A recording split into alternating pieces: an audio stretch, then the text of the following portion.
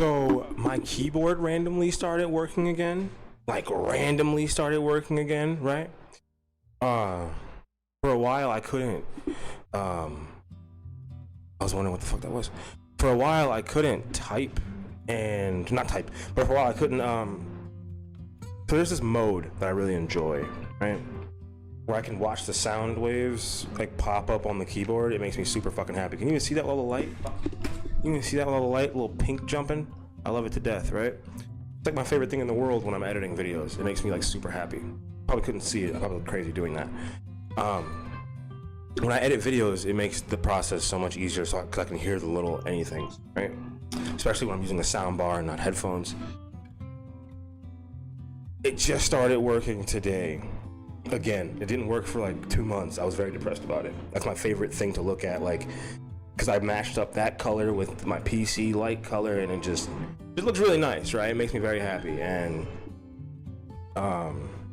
started working today again. Anyways, the music that I played had a purpose, as it has been. I enjoy the authenticity behind media. If there is no authenticity behind your media, why are you making it? Your art, your media, your concern, your thing of concern. There should be some sort of authenticity behind it. If not, then what are we doing? What's the point of making what you'd like to make if it's not true to you? I don't believe that there is a point behind that, but that's just me. Which drives us behind today's point. Which drives us heavily behind today's point, honestly. First, as you can see, we're in a little different of a spot here. We're in the classroom. Classroom is a different place. When the classroom graphic comes up and we sit here and we learn, this is a completely different situation. Will it be funny? It'll be hilarious. It'll be hilarious. It'll be absolutely gut-bustingly hilarious. But we will learn something. We will absolutely learn something. I don't want you to doubt that. I don't want you to doubt that this will be educational in some way. You will learn something. Whether you want to or not, you will learn something today. I promise. I promise. I have that habit. Like, I'm a natural born, like, hey, let me explain these details to you. Now, how do you feel about it? I get very curious about those things. So, this is my answer to a theory that I've been saying. I want to dive directly into things, but I don't really like. I'm trying to think, because I have to do the intro and all. Correct. The intro is always the fun part, but everything is the fun part nowadays. It's all fun. It's all fun. I'd like to thank all the newcomers, all the people who are stopping by and saying hello, subscribing. Also, if you haven't, please subscribe. The numbers have climbed so much today, so much, and yesterday as well, so please subscribe.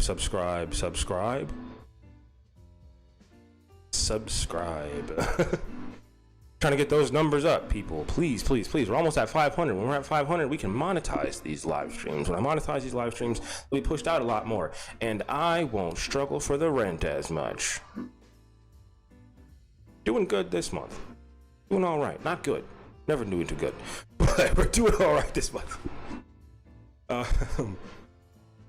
That's like half comedy, half not. You know, this is I work for the things I have.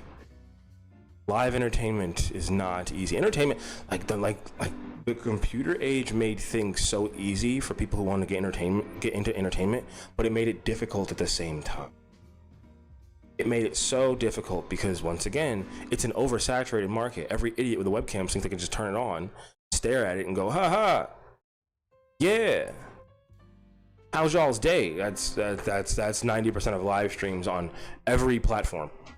Staring at chat, hoping for something to say. No planning, no effort, no nothing.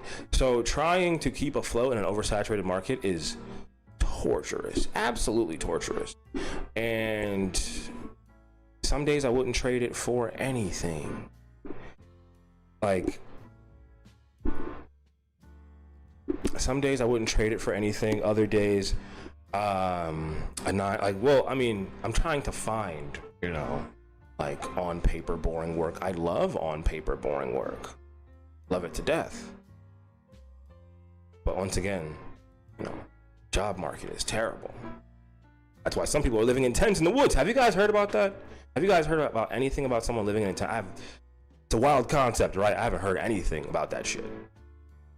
You know, I haven't heard anything about people just not wanting to get on paper 9 to 5s, and haven't heard anything about it for real. That's a new concept to me. You know, fuck being funny on the internet. Let me just go fucking live in a tent, bro.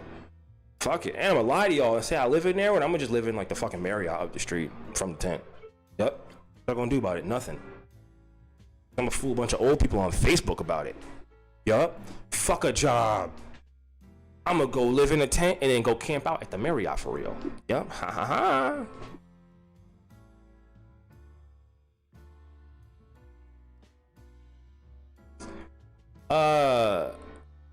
Lisa, weren't you just hating on me in my comments? I haven't even gotten past the intro, but you were just hating on me in my comments. What are you on my live stream for? You can get the fuck out. You can get right the fuck out. If you were being rude to me, you can like leave straight up. See ya. I have no interest of that. You said I don't know this, but yeah, you can get the fuck out. See ya. You was hating in the comments, sorry, dog. Okay. Sorry, I have no tolerance for that shit. Oops. She said, you don't even know this guy. No, I don't. I don't have to know him. Get the fuck out of here. Kentucky, hello. First, you're reclaiming your first spot. I appreciate that. You're reclaiming your first spot. TJ Holloway, good second. Good second.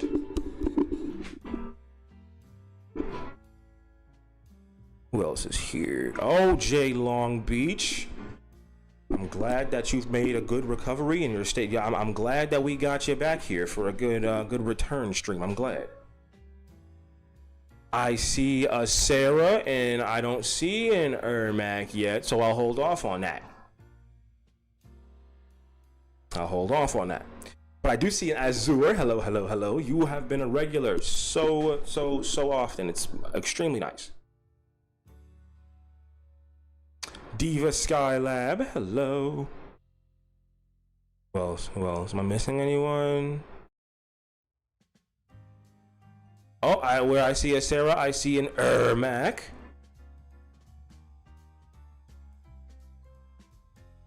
Oh, Resin Alchemist, our latest member. Hello, hello, hello.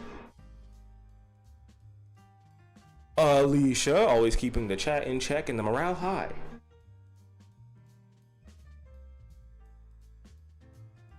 Randy Hornbeck, our resident artist, just getting back home, I see. Red, hello, keeping things cold.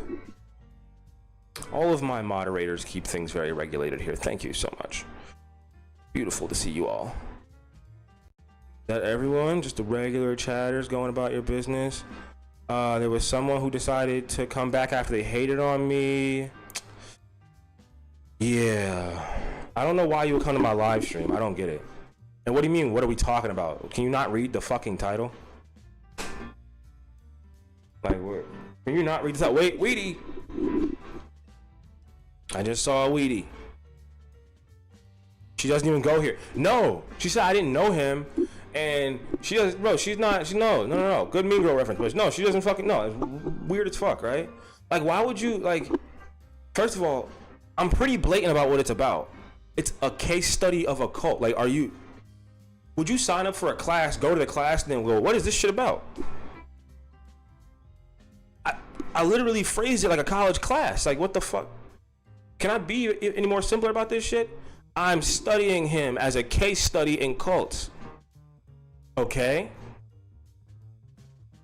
What are you talking about? Use your fucking brain. I'm sorry, that just like frustrated me a little bit. Like, why the fuck would you do that? God damn it. Weedy, hello. KV Gaming, we love that. We can see who did not pass the exam, obviously. Fucking obviously. Is that everybody? I see KV Gaming. Hello. Welcome to Broadcast Radio. I'm your host, Pineapple, your host, The Most Smoke. And today, I have the most... Oh!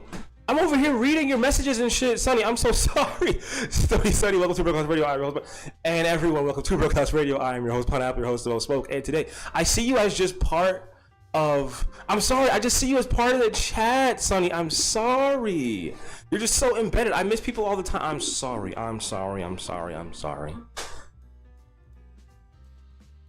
forgotten all the time. Oh, stop. No. We're not doing that. Okay. So I want to make a correction on a video I made. It has nothing to do with like an actual circumstance or anything. It's just a correction. It's just a correction. When Leland made the video of him slapping his own ass in Brianna's leggings, when he made that video, it wasn't in Brianna's house. It wasn't in Brianna's parents' house, none of that. It was in Leland's dad's house. It was in Leland's dad's house, and I don't even think those were Brianna's leggings now that I think about it. I don't think those were Brianna's leggings. Also, I found a fucking video of them in the tent when they were first together. Holy shit. He ruined her fast. He ruined her fast as shit. No, I forget everyone at least once. It happens so often. I forget. I'm gonna forget somebody. I'm gonna forget somebody. But yeah, I constantly talk about how effort is important to plan a show. This took more planning than like most shows.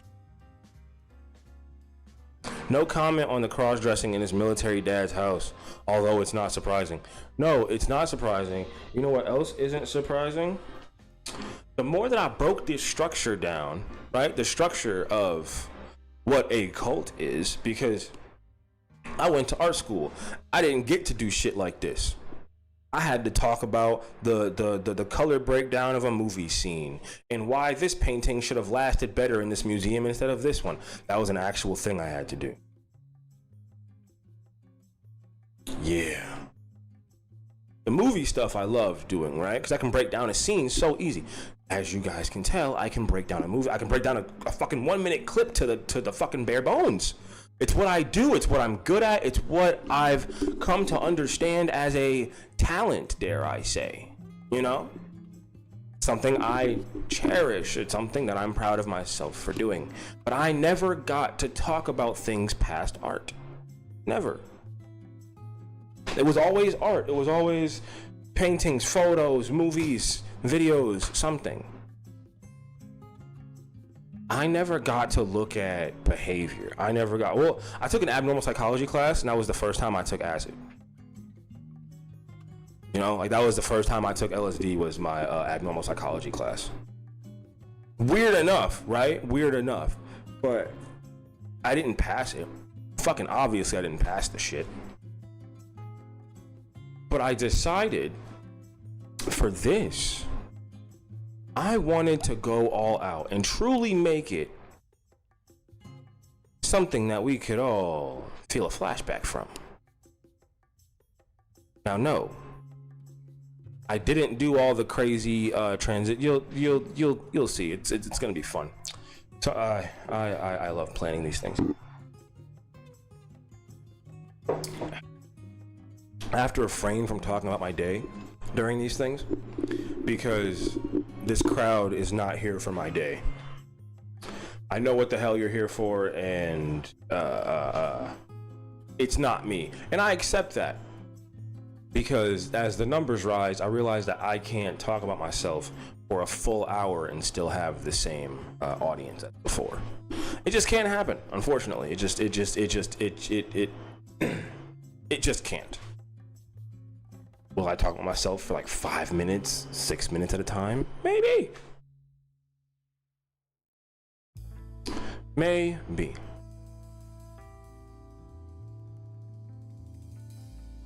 It's so funny that there is a female version of Leland out there. I watched the video of yours about her at work. Are you going to cover more internet vagrants? Am I going to cover more internet vagrants? No, probably not. When you say internet vagrant, okay. You have to understand that I can't. Well, first of all, Cario Leaks, as well as Just Yanni. Welcome to Broadcast Radio. I'm your host, Pineapple, your host, Smoke Smoke. And today, I have the most college lessons. Honestly, you guys are actually gonna like sit through like an actual like lesson. Is it funny? Yeah, it's absolutely fucking hilarious. But you'll see. I cover interested, okay, I don't just cover predators. I cover this predator extensively, 100%. I cover this predator extensively. But when it comes to internet vagrants, how many people have covered internet vagrants? Like when it comes to the Jenkins, there are a million videos on them. It's hard to get in their algorithm. When it comes to fucking Nova, how many times can people call him he's a goddamn predator, a chome? Like how many times can someone say that? I don't feel personally connected to any of those stories. This story I feel wildly personally connected to for a multitude of reasons. And those stories I don't really like. Maverick Tulip, yeah, sure. I'll laugh at her videos when they come up because the bitch is a goddamn bum. Yeah, of course. But am I going to sit here and do a 2-hour live stream on Maverick Tulip? No, she doesn't have victims.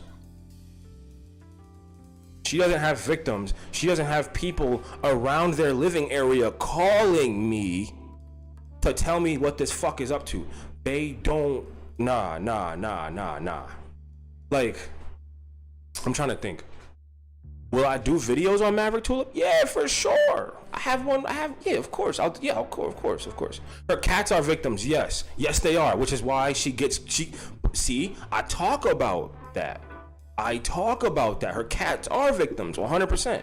But until I get calls from animal vets and people in the grocery stores and shit, I'm not making whole several hour live streams about her. I'm not. I 100% make sure to say something is wrong with that situation. The cats are victims, absolutely. I wish that I could do it too, because she's not putting a lot of herself on the internet, and she stopped putting a lot of herself on the internet. We can look at Maverick. Oh yeah, hold on. Actually, do I have? Oh yeah. At the end of this, we're gonna be looking at Maverick Tulip. Don't even worry. I literally have a whole. I structured this so well. You guys are gonna be wildly impressed. Okay, you guys are gonna be fucking wildly impressed. I structured this whole stream insanely well. Like, because I had to check. Like, damn, did I put that shit in there? Yes, I did. Yes, I did. Yes, I did. Yeah, yes, I did. Yes.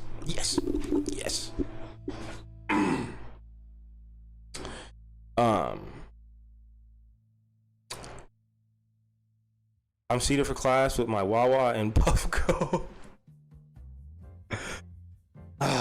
You and that damn Puffco. I've been using mine again, but I need a chamber. This is like SOS, bro. This chamber it takes up so much battery, but I've been using my bitch lately. But with the extendo chamber, it takes up so much battery. I don't get the number of dabs I'm supposed to. That's why I've just been using the DACA for real. I've just been using this, which shout out to DACA for sending me a device, but your company isn't even real.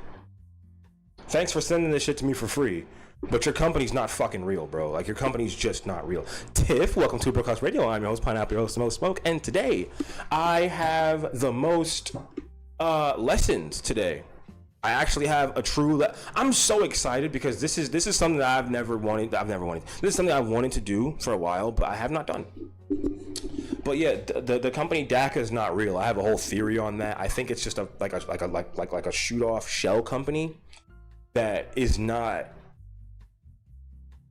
fucking real. I don't know how to say it. This e-rig has the same body as two other ones that are on the market. The exact same body. Almost the same connectors, almost the same everything, right? Takes the same glass, but for some reason, this company started out of nowhere after the first one started to slow down in their marketing. So what did this company do? They did aggressive small influencer marketing. You didn't really get one of these until you were unless you were a small influencer, and then the bigger ones got them recently. So there's so many things, okay? Like there's just so. Okay. But I love this thing. I use it to death. I use it all the time. I'm not gonna lie and say, oh, it's trash. No, I was using it in the dead of winter and it used to die on me all the time. So now it doesn't die on me all the time, and I think it's like a godsend, to be honest with you. But I love my Puffco still, even though it looks like I'll be taking dabs with the Amish niggas. This looks like an Amish dab device, doesn't it? Jebediah, hand me the sativa. And then they pull out one of these bitches. This how, listen. I swear to God, right? If I go out to the Amish niggas and I be like, hey, you trying to get high? And I hand them this shit, they might be like, I don't know. It looked like something that we could fuck with. I think the Amish niggas might fuck with this. I think the Amish niggas might fuck with this. I think so. Because look at it. Look at the, come on. First of all, this is the most me attachment I could have got. This is the most me attachment in the world. So, if I handed this to some young man who's questioning if he should be with the people or with the Americanized or the modern world, I don't know. He might question. It. They ain't got Amish in New York City, but they got them all over. Bro? They got hella Amish in New York State, nigga. We have so many Amish people in New York. Are you kidding me? Whoa, you don't. Not in the city. No, you're right. Not in the city, because why the fuck would they be in New York City? That's like everything they don't believe in. Like, what the fuck? We got mad Amish niggas in New York, just not in New York City. No, not in New York City. Absolutely not. But I can go not too far from here and hold this up. And people be like, oh, he got a witch device. He got one of them witch devices. B. Lee, welcome to Broadcast Radio. I'm your host, Pineapple, your host of Most Smoke. And today, I have the most lessons, and holy shit, there are a lot of people in here already. It's been like a half hour, and there are 24 people in here. Yo, the algorithm works. Okay. Do I have a dab loaded up? Do I? No, I don't. Fuck. I have one, and it's in retard. Okay, when I get halfway through the lesson, then I will take a dab. Okay, cool, great. I now know what I have to do. Okay, now I know what I have to do. Halfway through. Okay, halfway through. I will do it halfway through. Okay. So, you know when the music pauses, shit gets serious. All right. I've been making a joke for maybe the past 6 months, because I've been covering this nigga since November. And that's a solid 9 months. Look at that, Leland. I had an exposed baby. 9 months of covering you, I've been exposing you. Look at it, it's exploding. I gave birth. What are we gonna name it? Anyways, I've been playing around with this theory for a while. You have a lot of strange characteristics that many people throughout history that have led some not so good groups have also had. Do I have to explain more? I don't think I have to say too much on that one just yet. You have an extremely weird set of characteristics that you don't exactly play off well, because they're all so dangerous in themselves, but you're an idiot, so it's not exactly the scariest thing to even conceive you using them, but you use them in the worst possible way, which is why I present my case study. Shit, this is music. This isn't. Fullestness was a cult. He's just too retarded to lead one. I need water. I'll be right back.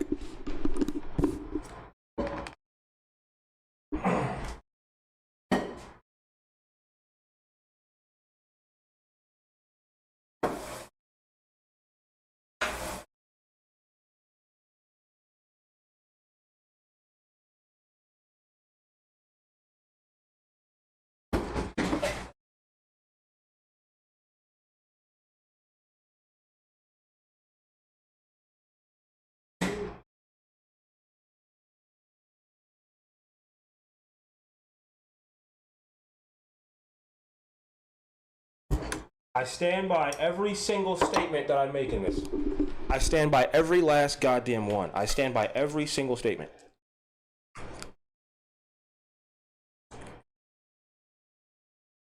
I need a whiteboard? I kind of do, don't I? I kind of do need a fucking whiteboard. Nobody is drinking Leland's Kool-Aid? Oh. Resin, hold that thought, all right? Hold that thought. I can't believe you just said, hold that thought. Okay? So, you're probably thinking, who the fuck would follow this idiot? Right? Who on earth would actually listen to this man? Now, by the end of this, you're going to think, how did more people not fall for this? And I know, you're probably thinking, you're dragging it again. You're going too far. But am I? Have I ever really?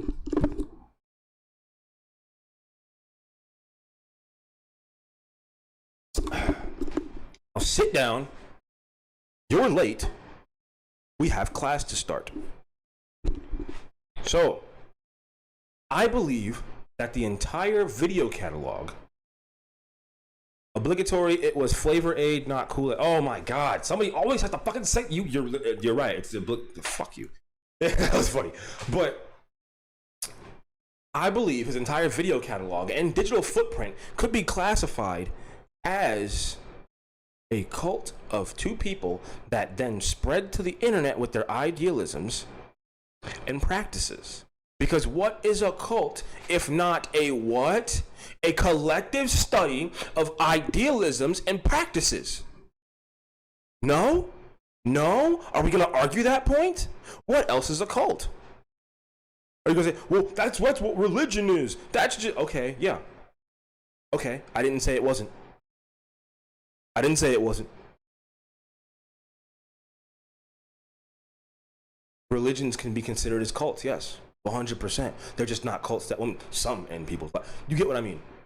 They're just different kinds of cult. Absolutely. Yes, I didn't say anything against that. Nobody wants his Kool-Aid. Oh my God, dude. Everyone's talking about the fucking Kool-Aid. Nobody wants his Kool-Aid. You'd be surprised. There are some people out there who have 100% drank this bum's Kool-Aid. Don't think they haven't. Please don't. Please don't. Dr. Mantis Tobacco, welcome to Brogan's Radio. I'm your host, Pineapple, your host, Most Smoke, and I have a goddamn point to make. So, I would like to draw the exhibits that I have, or the main points that I've brought. A cult has basics of, and these are the three that I boiled it down to, right? A charismatic leadership. 1, charismatic leadership.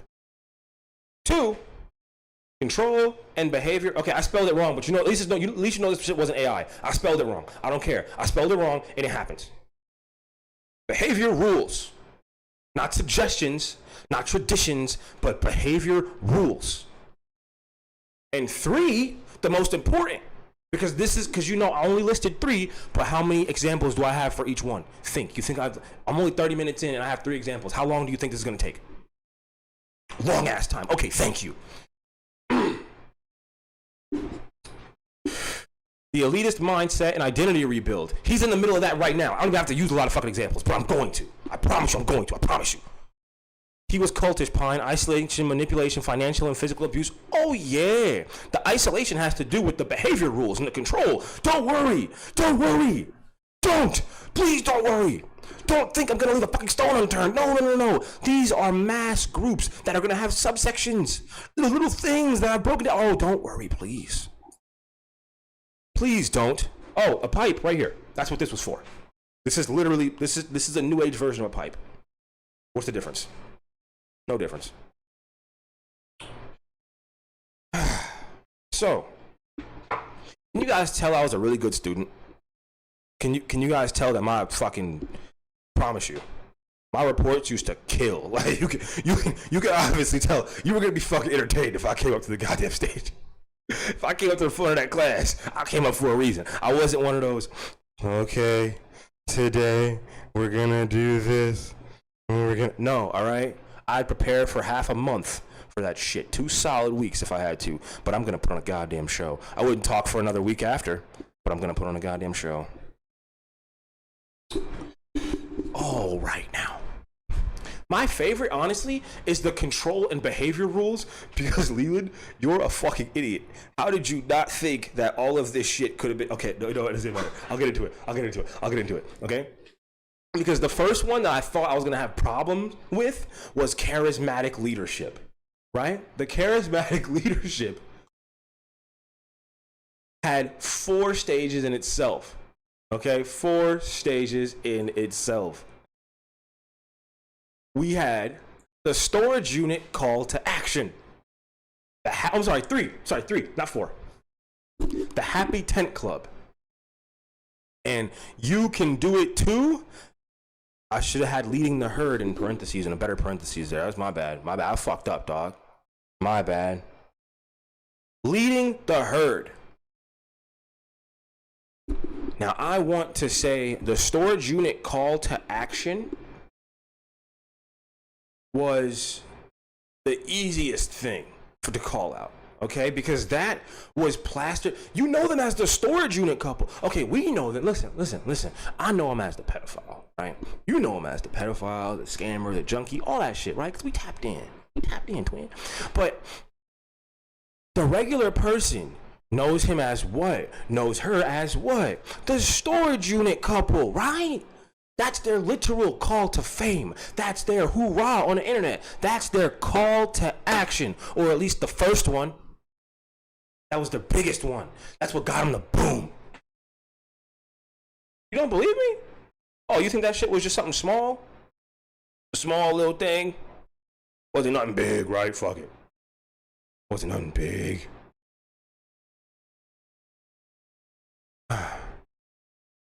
But before that, we have to look at how he presented himself as someone worth listening to. Because what are you going to do? Are you going to not listen? Are you going to follow somebody or listen to somebody that isn't worth listening to, isn't worth following? No. You have to present yourself as a better being. You have to present yourself as a higher being. Before there was a call to action, there was listen to me. That started before the call that you'll get it. Okay? Jesus fuck.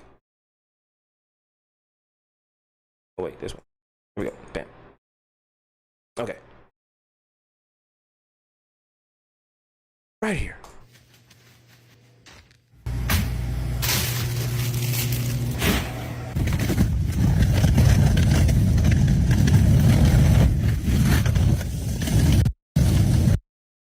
Okay, but before you click out, don't think I'm just using this clip for no reason, okay? Hear me out. When you're homeless and work at a motel, part 6, right? The title alone tells you that he has been doing this for at least 5 times. He has brazenly stolen food, bags of food from his job, right? While homeless. That shows that he's brave. That shows that he's sticking it to the man. That sounds like someone that a lot of people going through a hard time would listen to, right? All while doxing himself.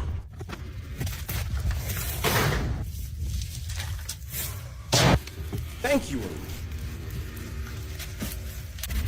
So that just adds to the bravery. He's doing all this while showing where he is.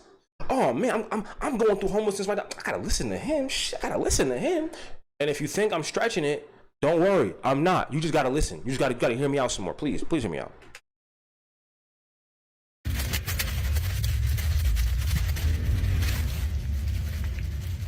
They want to tell me I can't take food. You're not going to tell me I can't take food, dog. I'm literally homeless. I know they don't know that, but fuck that. You don't got to know that. You going to throw food out?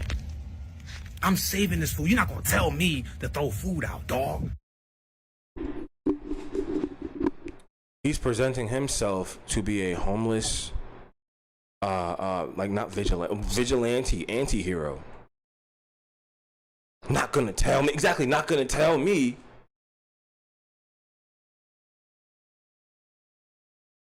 He's showing a lot of, like, you know, he's putting himself forth there, right? He's showing a lot of charismatic leadership in this. He's homeless. He wants to feed him and his obese girl in a tent. He's showing leadership.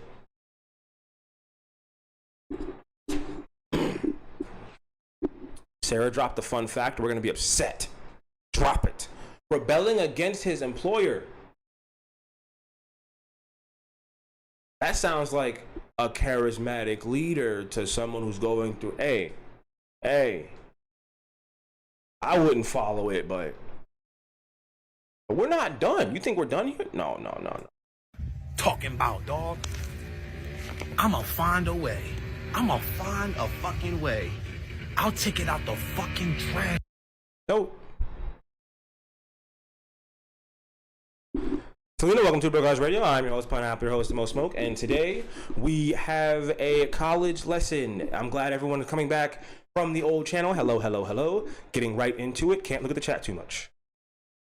If I had to, it's wrapped up real good. Hello, everyone. So ain't nothing get in it. Homeless, gotta do what you gotta do for myself. Why would you slam against the... Rebelling against your employer? I think that's charismatic leadership, no? I'd say that's charismatic leadership. Hey, what happened? I'm homeless and have been. I've never done some shit like him. I don't think many people have. If I can just be honest, I don't think many people have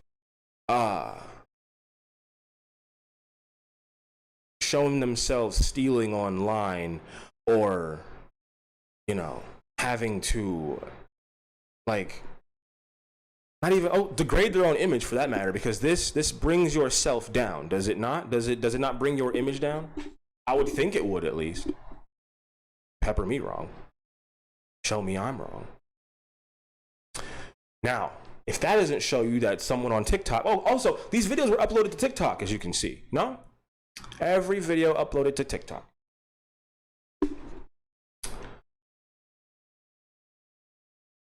What's the main audience on TikTok? The age being...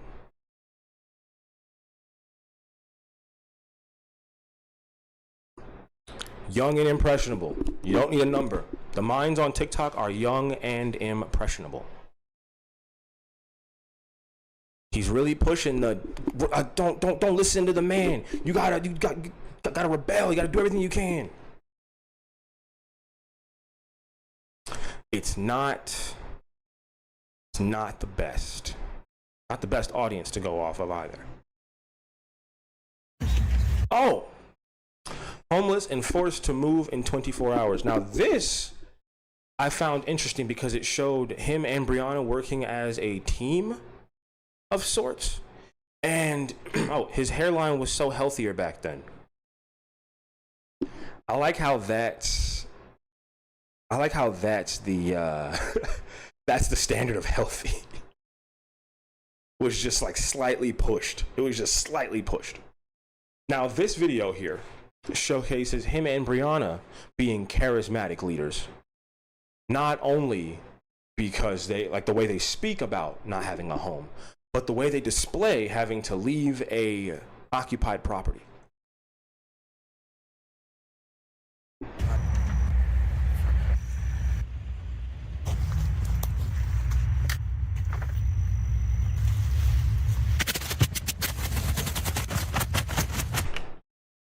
Videos never get better. They're always the exact same, and they never get better. Don't you have to level up at some point? Don't you have to push past shit? Something? It's the same cleaning videos. It looks like he's sweeping the same cardboard. Obviously, he's not sweeping the same cardboard, but it's the same look. It's the same everything. I just don't get it. And actually, one of his cultists said, because there's a house in the background of my picture, I wasn't home. That's not the case. That's not how that goes. That's not how that goes at all. You don't have to be away from a home to be homeless. I was without residence for years, and I was always in someone's home. I was always in someone's home, just never in my own. Never.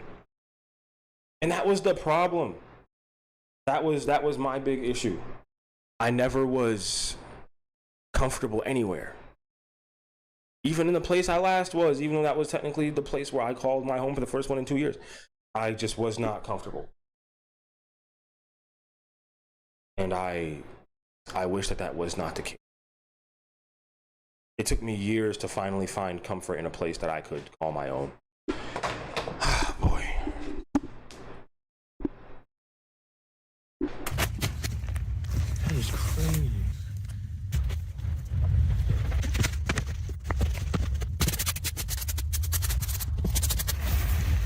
Looks like something's in it too.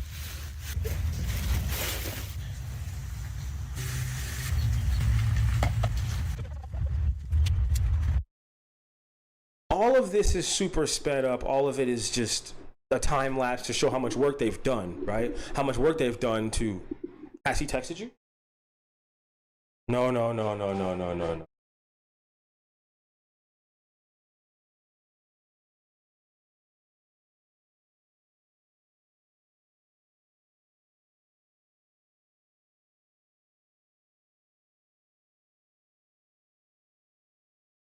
Sorry, guys. I didn't expect them to, right?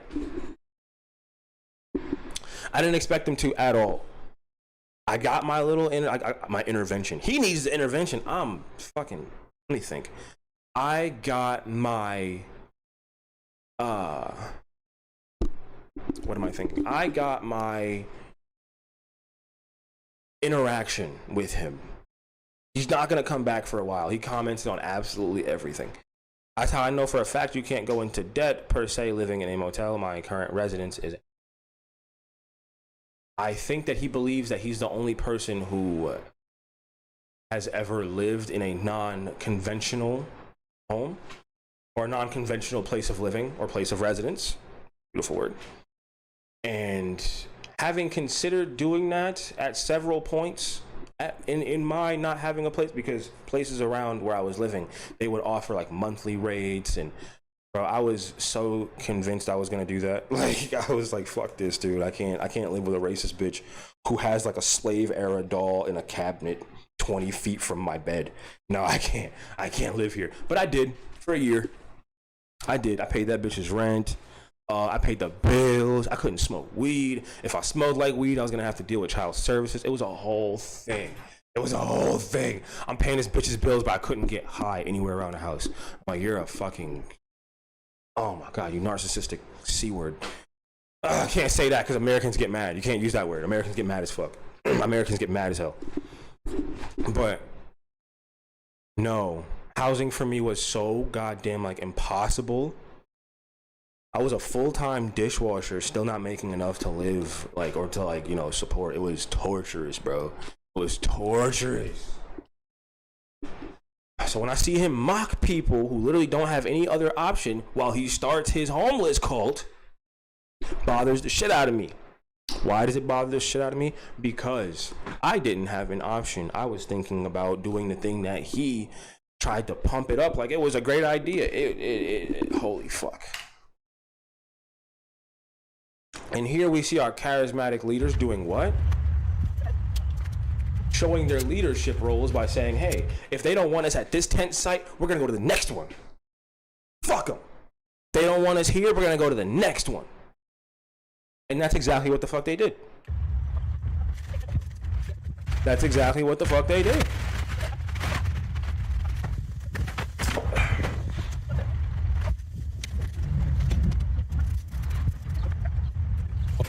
You see how much stuff they had? Like, how do they think they weren't going to get caught? Is that not hilarious? Like, how do you believe that nothing's going to happen to you? You're doing all of this. Chronicles of the Tent. This was a piece by piece situation. This was the second tent, I believe. This was the second tent. Yeah. Yo, this was behind the grocery store. This was behind the grocery store. Me and him, we don't hesitate. 24 hours? All right, we'll get it done in 2.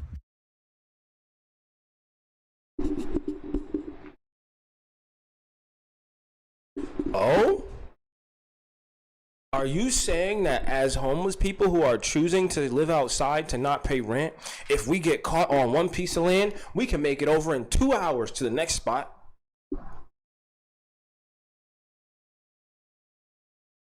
Does that not sound like charismatic leadership? Am I tweaking here? Does that not sound like people who want you to believe that they are trying to lead you charismatically? Try to put themselves on the forefront. Like, get it done energy, right? We'll do them too.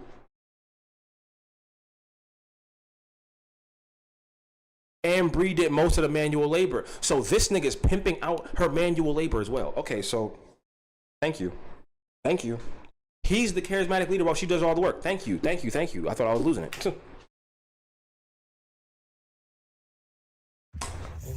This is insane to me. This is truly goddamn insane to me. Yeah. She is the hard worker in the situation. She always has been. You're not trying to get stung. Gotta be quick. That's the reason he used to wear his hair up, because he's balding in the front. That high is huge. You see it? Y'all was sleeping on that Last trip, stupid. They really thought this was smart. They had their fucking tent next to a knockdown fence. They had the tent next to the knockdown fence. Lawrence Mahone, thank you for lurking. Welcome to Brook House Radio. I'm your host, Pineapple, your host, Most Smoke. And I got to point this out, right? This is the freshest homeless fit I ever saw. Leland, you had the freshest homeless fit on this day. The shoes is the just right amount of black and mild ash color with the shirt that is Swisher Blunt ash color. Okay? And this is not only Swisher Blunt ash, this is Swisher with the 2007 Block Reggie. 2007 block work Reggie inside. That's the only type of weed that can make that ash. You need to go back to 2007, hit up a nigga named Jay. He only work out the corner store from 2 p.m. to 9 p.m. And you gotta go there. You're gonna get 5 grams for $10. It's gonna be absolute ass. But guess what? It's gonna make that ash color.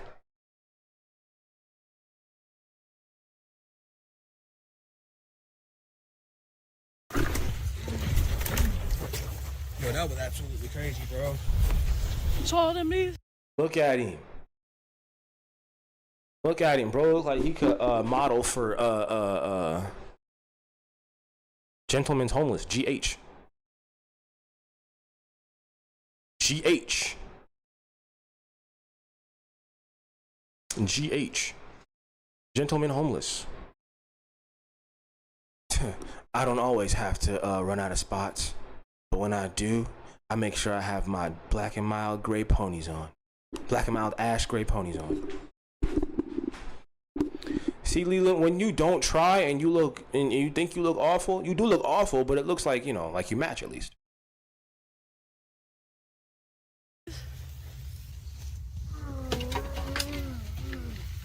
Imagine having to be the 2 fucking retards that have to pack their fucking shit up behind the grocery store.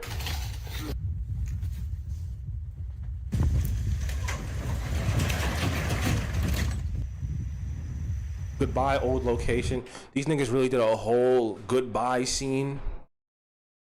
These motherfuckers did a whole goodbye scene. Are we serious? Look at this shit.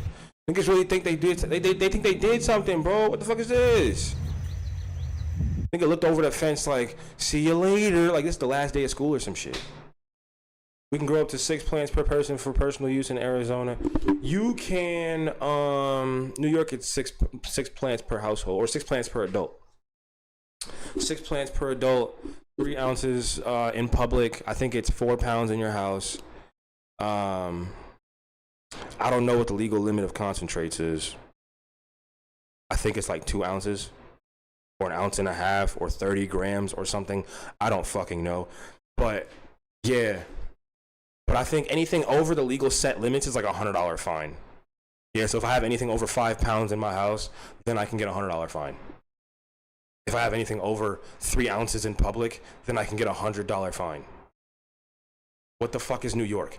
What is New York? What is that? I have a tray of concentrates right here that I'm not afraid of anybody. Like what?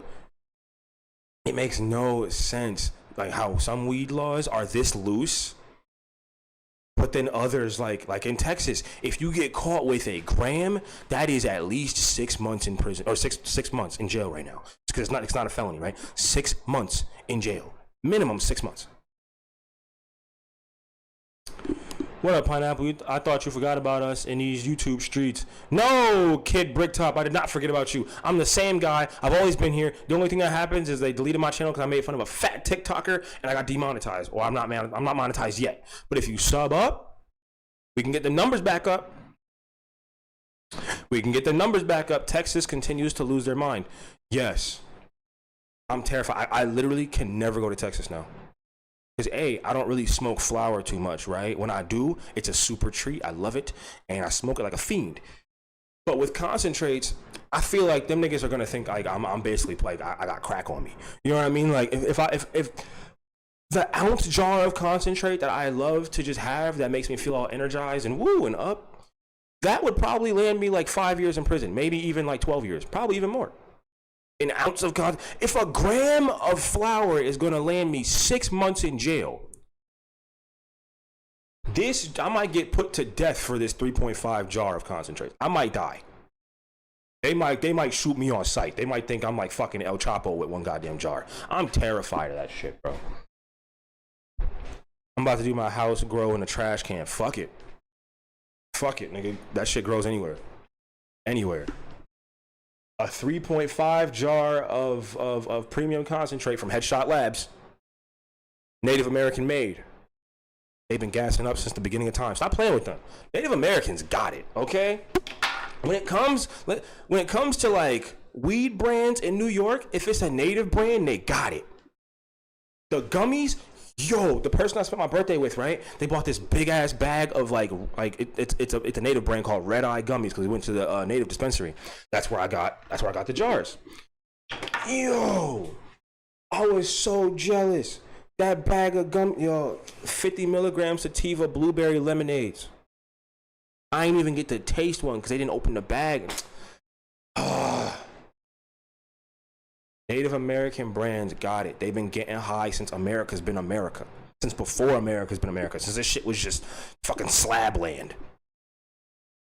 So if you're ever anywhere with a high Native American population and they have I know that's fucked up to say, right? Did you hear what I just said? If they have a high Native American population, that's fucked up for me to even have to say. Damn, I just got mad all over again. I just got mad as fuck.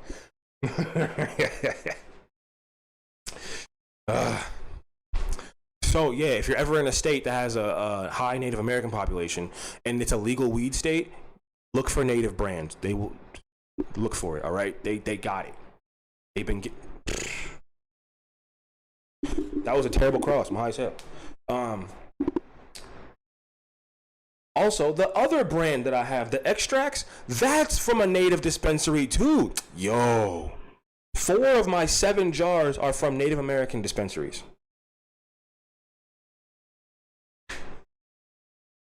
4 of my 7 jars. I like native products. I don't give a fuck. I love it. I love it to death. They know what they're doing. You gotta support native brands. Deadass. I feel like that's more important. Damn, I hope no one thinks I'm racist for saying this, but I would much rather only shop at Native American dispensaries in New York. I don't want to go support. Like, I have 2 dispensaries near me, right? 2 dispensaries. One's dumb close, the other one is a little ways. I don't ever shop there. I refuse. Both of those places are owned by like fat ass corporations in other states. I don't give a fuck about paying taxes to them. But the one native shop that I go to, I will spend it there. You know why? Because it's tax free. That 3.5 jar of as the common man says, dabs, that was $25 for one of the best brands I've ever tried. And I have a concentrate problem, not a problem, but I have a concentrate love. So I've tasted a lot.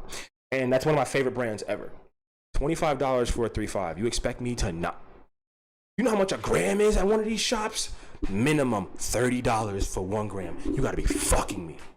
What am I, some white mom on vacation? What? You know, you should buy this $70 a gram live ret. Suck my dick, New York State. Fuck you.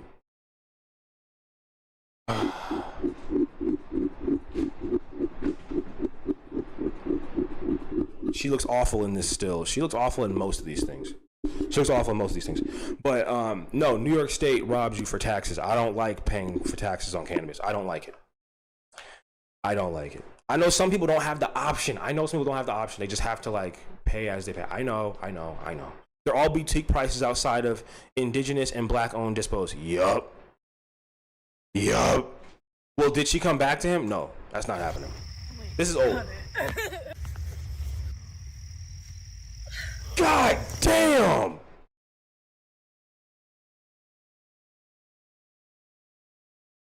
That's not...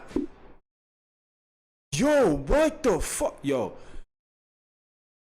Bree could have whooped that nigga's ass. Not the fact that that's like the heaviest thing in the world, but it was the formation of which she did so.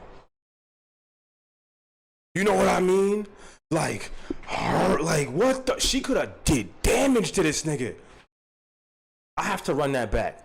And that shows onto my charismatic leadership thing. Holy fuck. Look at that. That was effortless. That was formation too. Look at the haul over. Straight to the back. Lift it with the knees.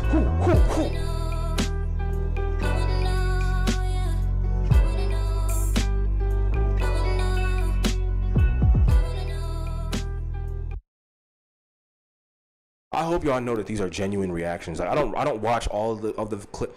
I put them in order, but I try to watch them again with y'all. Holy hell. That was fucking crazy. Miss Trunchbull, that ass. It's our new spot.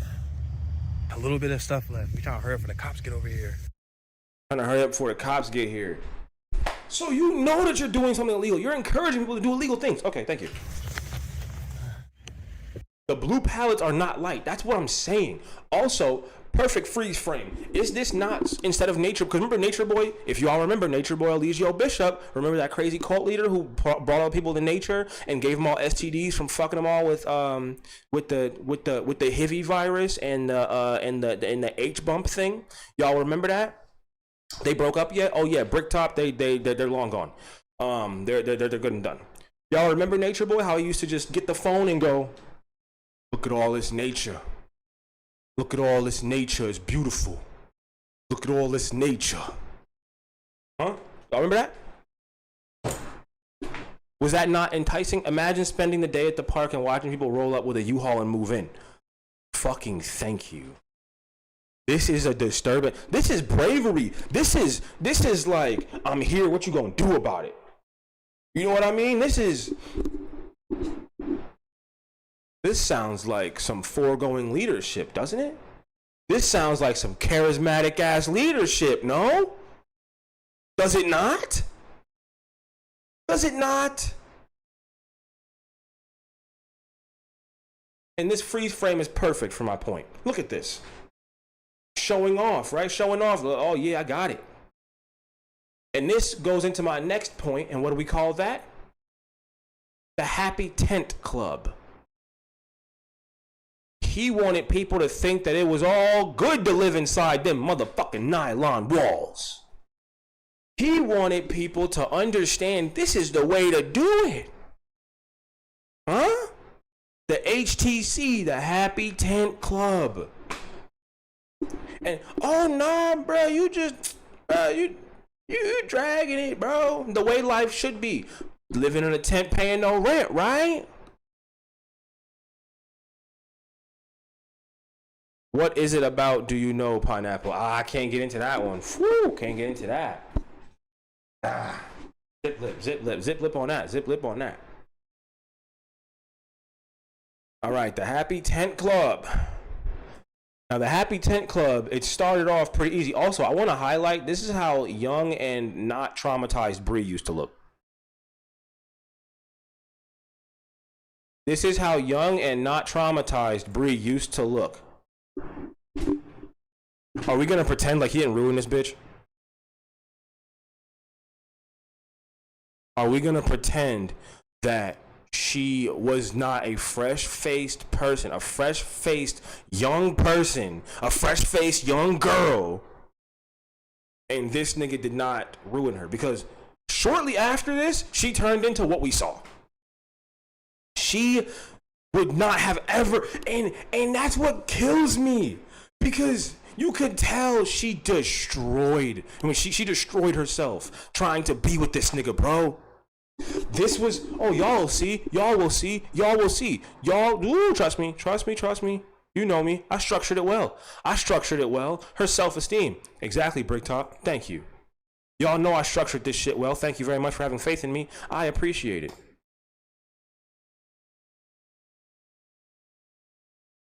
The Happy Tent Club. But of course, it started off a little bit before this, but this is just a perfect, look at this. Look how lush this is. Look how lush this looks. All you gotta do is stack cheddar to live better. He's stacking cheddar and living behind a fucking park. But no, why would he want, he's not trying to make it seem happy. He said he had to, right? Okay, cool. But look how fucking happy Bree looks in this goddamn tent video. Oh, whoa, wrong one.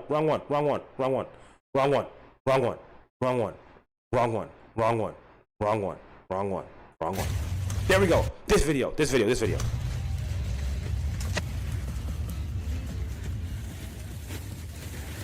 The Happy Tent Club. Still showing off her image, of course. Never not showing off her image. Leland, you ruined her.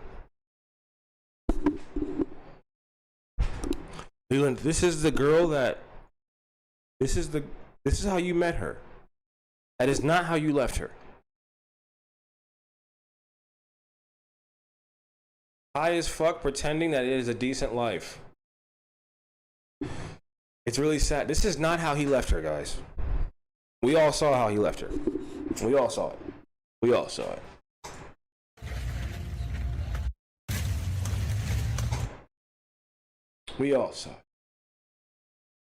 Now, I want to point out a video where he kind of says, I can live in a tent, but, you know, it's not bad because we're next to somewhere.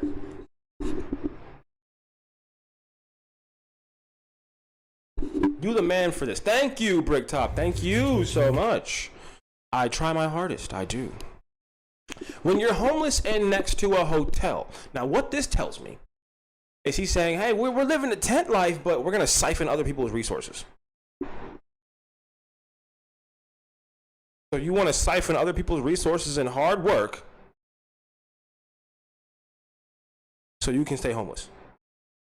Because you didn't pay for this hotel food. You didn't pay for any electricity. This is like a showcase of look how big of a bum I am. Look at this shit, please. Oh, yo, we going right next to our site. It's right next to it. It's perfect. You fucking vagrant. You chilling. She got the onesie on. We gonna be eating this food. Just got our stuff. I love my baby. We be chilling. We really do. Found this hotels. You are a bum. Like you're really just a bum.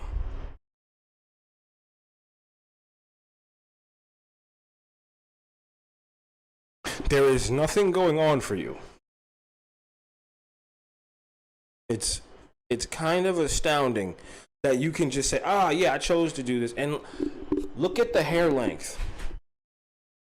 This was early on. This is not in chronological order. I'm just proving my point. This was early on. This was very early on. Nice house. Beautiful house. Perfect. Getting our food to get ready to go to the hotel. Use the microwave there.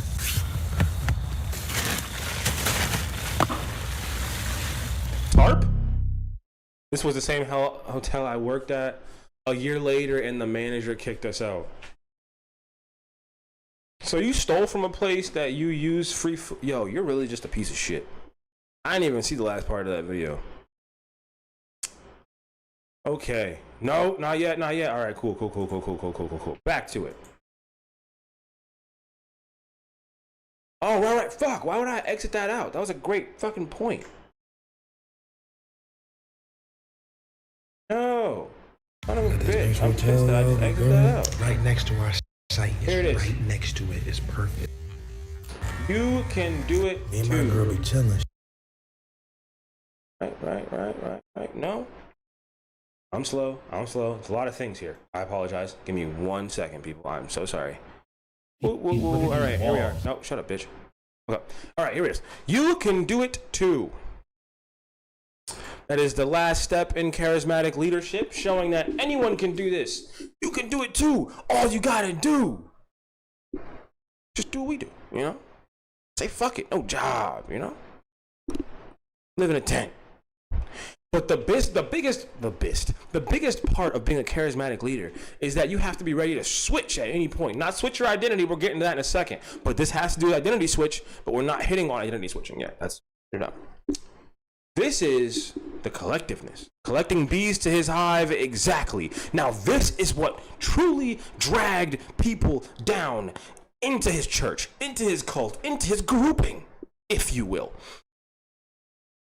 When he went from a tent to a hotel, that was him going, look niggas, I made it. We made it out the forest with this one, because nobody knew he had a well-off father and no one knew that she had a family that was begging for her back. So everyone, in everyone's mind, is, yo, these niggas broke as hell.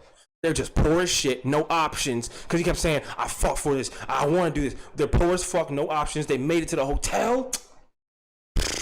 They made it to the hotel. These niggas is balling now. So you can do it too. Leading to the herd, or as Alicia said, collecting bees to the hive.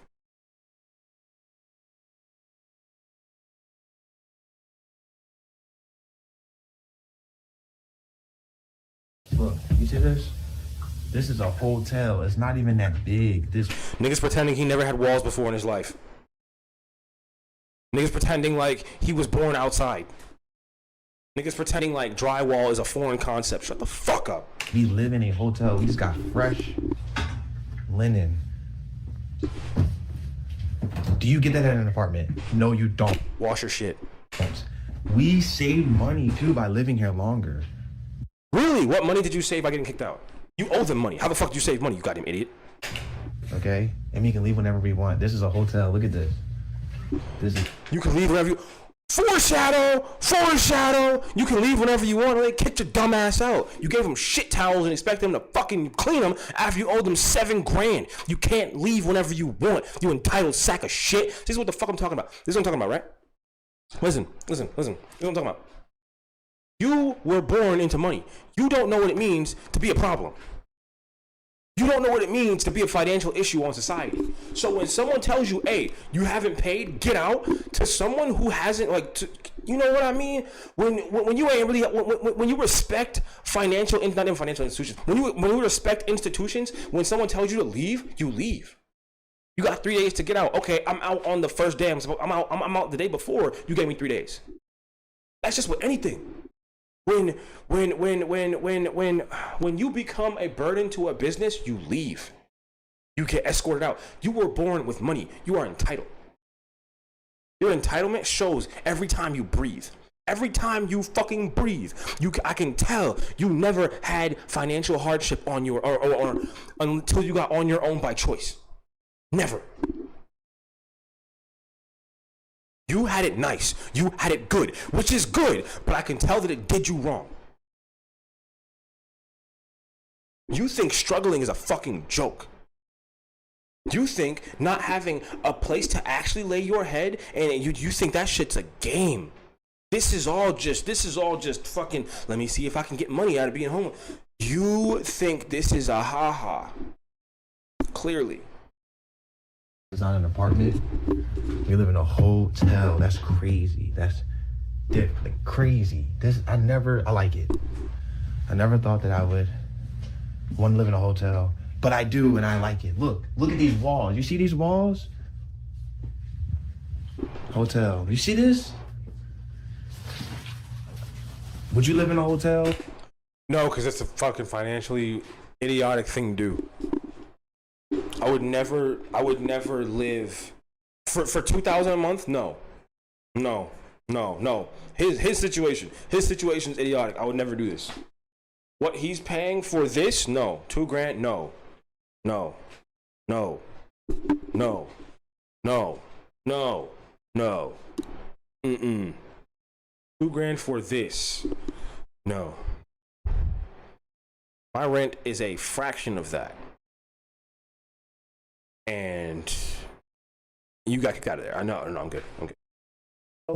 I'm living in a hotel or an apartment because I don't have to pay nothing. I don't have to pay utilities. They give me fresh linen, guys. That's all worked into the $2,000, you fucking idiot. That's all worked into the $2,000, you goddamn moron. God damn it. I don't get that. I don't have to worry about nothing. Apartments, you gotta worry about all this stuff. Look at these.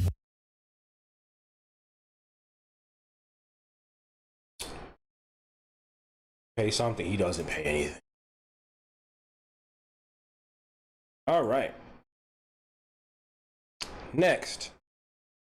2,100 with accumulation that collects. Sounds fucking awful, dude. God damn it. I could never. First of all, I could never afford that. I could literally never afford that. But I understand the renting market is all. It took me. Well, I looked for places to live for like a month and a half, solidly, and I kept getting crazy runarounds, like crazy runarounds. I got awful runarounds from places. I told you the one place, she just won't stop answering my calls. The one guy had a dead body and not dead. Well, it was a rotting corpse somewhere on the property. I kept smelling it every time I walked by a certain door. And I was willing to live at most of these places, and they're like, nope. Nowhere but here. Nowhere but here. Nowhere but here. Okay. Next, we're going to go over the aspect of what? My favorite. Control/behavior rules. The first one is the most obvious. You would have to have a tent over a home. I don't even think I have to dig deep for that one, to be honest. Oh, no. All right, never mind. Fuck the individual things. We're just gonna go for the natural grouping. Tent over a home, services over a career. Now, these are things that happen both inside of their relationship and to his idealism of the fullest. We're going to go from tent over a home, services over a career, both things that he preaches regularly, and then two things that I believe that he incorporated to really make sure Brianna was under the thumb. I think that he let the open relationship thing go for a while because he wanted her to be a little bit happier. And when I say that, she started to have fun being around people that weren't him. So he's like, yeah, we can do that. Because it started off as him trying to talk about bitches and shit and talk about girls. And then she started to have fun. And he's like, all right, cool. Yeah, do the thing. Yeah. And then after a while, he's like, yeah, so we're good now, right? So you had your fun. I had my fun. Please stop having fun. Please stop having fun. Please. Huh? So the open relationship was more control. And fasting. Fasting was something that I completely glanced over for a while in this case, but I can't anymore.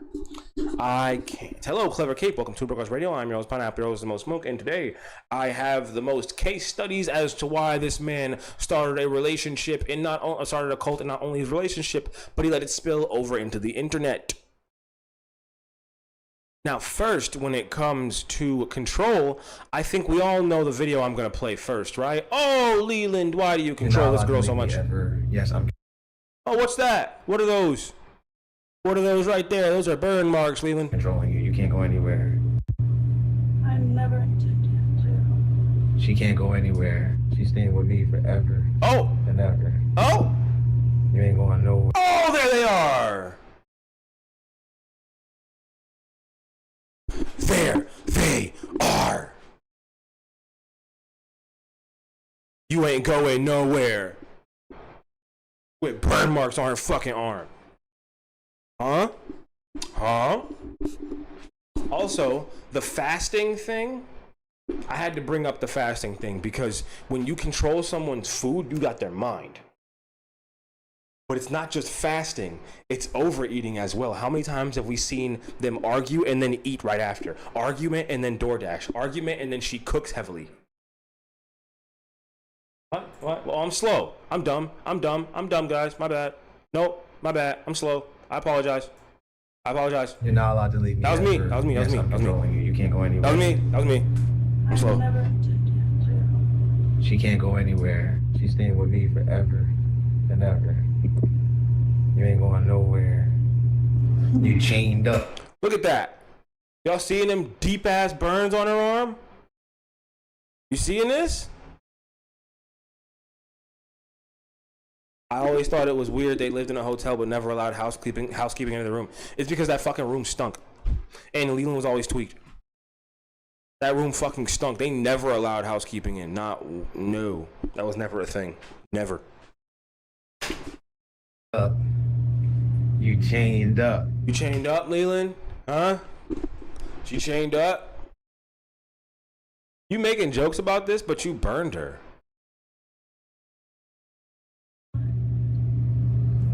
For life. Chained up for life. Chained up for life. You're making jokes about this? You think I'm playing too? I'm dead serious. She ain't going nowhere. She's staying with me for life. I want you guys to understand, this is not a man who's doing this because he wants you to think he's crazy. This isn't a man who's doing this because he's trying to put on an act. This isn't a man who's doing this because he thinks that he's smarter than you. This is a man who is doing this because he's a fucking idiot. He's doing this because this is really who he is. This is not a game. I keep trying to tell people and they think I'm joking. This is not a game. This is not a character. He is a terrible person and an idiot. The sooner that people realize this, the sooner that we can move past this shit. He's an absolute fucking sociopathic moron who's telling you the truth. When someone shows you who they are, believe them. For life. She ain't going nowhere. For life. Yeah. Locked in. Look at her facial expressions through all of this. Just look at how Bree's looking. Does she look like this is fun to her? Does she look like this is funny? Does she? Please tell me. Because these are the moments where I will never, where I realize why I'll never stop calling her a victim. Look at the way she's looking. Please, just look. Oh, fuck. My God, what the hell is this? No, not Cardi B concert. Fuck, shut the fuck up. No. You're not allowed to leave me ever. Yes, I'm controlling you. You can't go anywhere. I hate YouTube Shorts. I hate YouTube Shorts so bad. She can't go anywhere. She's staying with me forever. I hate YouTube Shorts. What the fuck? It's just random ass shit. Okay, I fucking hate this. I literally hate this shit so goddamn much. Okay, you get it. You guys get it. I fucking hate YouTube Shorts. I'm goddamn boycotting YouTube Shorts. I hate this shit so fucking much. I hate it so much. I don't like it. Sure, but then you go one more down and it's like some random Korean person singing a song. If Bree would come out and tell us that those aren't burn marks and just splotches of makeup, that would be great. They were burn marks. They were burn marks. I don't let's not lie about ourselves. Let's not lie to ourselves here.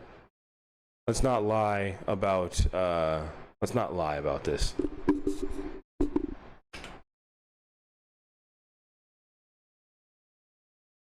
Talking alive and trying to find this piece. I wanted to just be like, yo, let it go. It's not that big a deal. Just now? Yeah. Why? Because I'm a fucking asshole that hard. I'm impatient.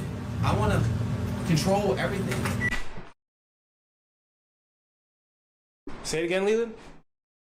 Say it again. What'd you say? Why? Because I'm a fucking asshole that hard. I'm impatient. I want to control everything. He wants to control everything. I have a control problem. Well, I had a control problem. I want to control everything, and that comes from my childhood because I was invalidated.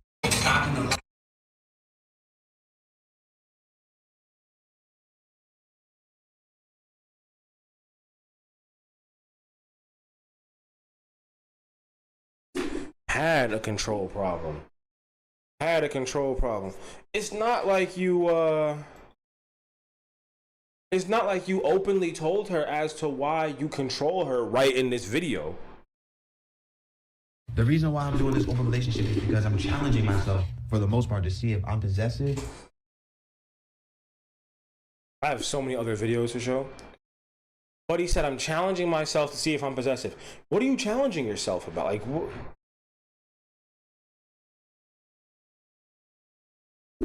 you're challenging yourself to see if you're possessive. Leland, you are possessive. You date girls who are still in high school. You're definitely possessive. You are for sure possessive. You like control. This is crazy. He put it all out, right? Because he never expected someone like me to put it together.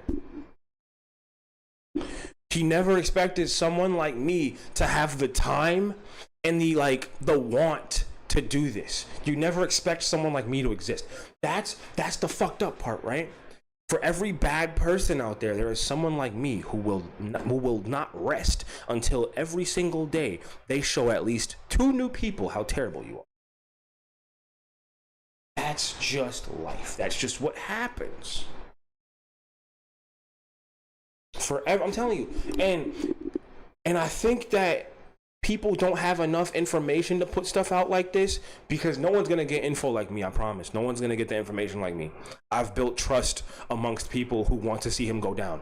No one else will be trusted in this community like me. Like in the community of tearing down Leland, no one else will be trusted like me, and I'm glad for that. I can say that for a fact.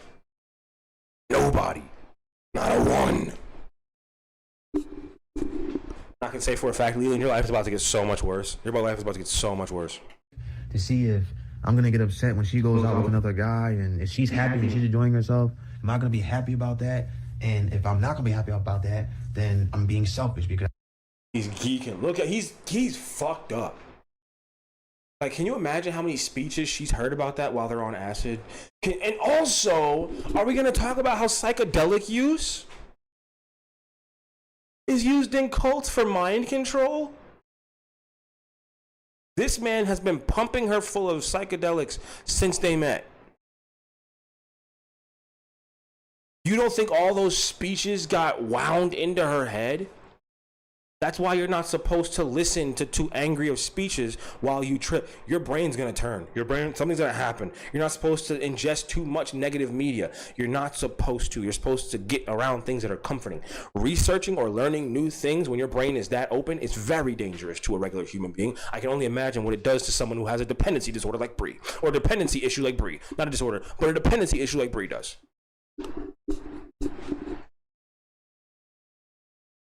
I should be happy if she's happy. It's like I'm challenging myself. Look at her. I'm trying to see how secure I am. But I've already reached Super Saiyan God. I've already reached Super Saiyan God. Welcome to Broke House Radio. I'm your host, Pineapple, your host, The Most Smoke. We are in class right now. You missed half the PowerPoint. But he's already reached Super Saiyan God.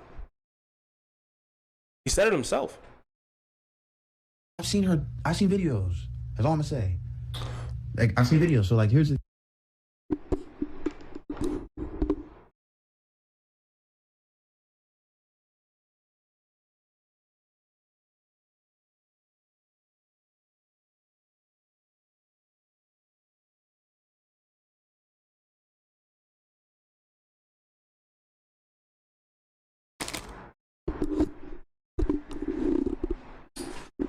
So let's bring this back to control, shall we?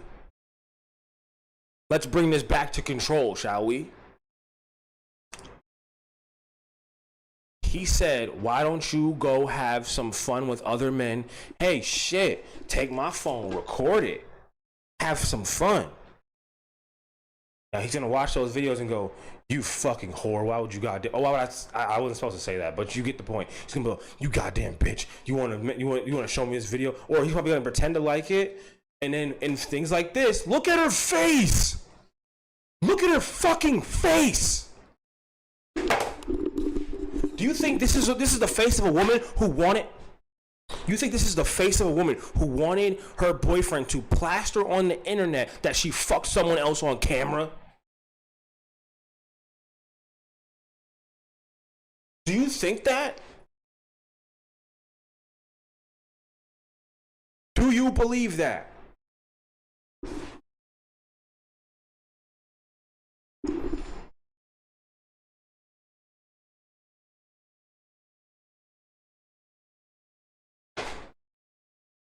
That's the face of a woman who got blindsided with information that was put out.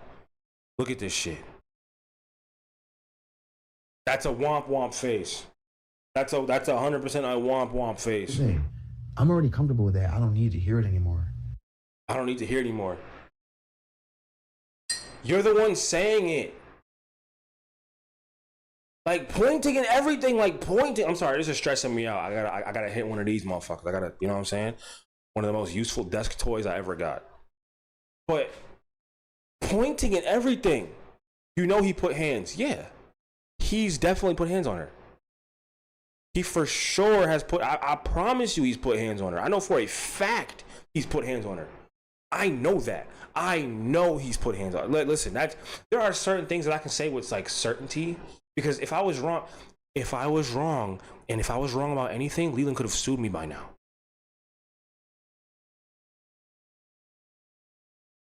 Is Bree okay and alive somewhere? Yes. Bree is okay and alive somewhere. Yes. If I was wrong about any of the crazy things that I've been saying, he could have sued me 100%. I'm not wrong about any of them. I'm not. I have not, like how Leland said, file a police report. I don't have to. But if I'm wrong, I'm defaming you, right? Sue me. If I'm wrong, and because I'm literally calling you a abusive, pedophilic, deadbeat fuck. If I'm wrong, sue me. You touch underage girls. See, I just said it again. Sue me. Come on. I'm waiting on the paperwork. If I'm wrong, you have a defamation suit. Go ahead.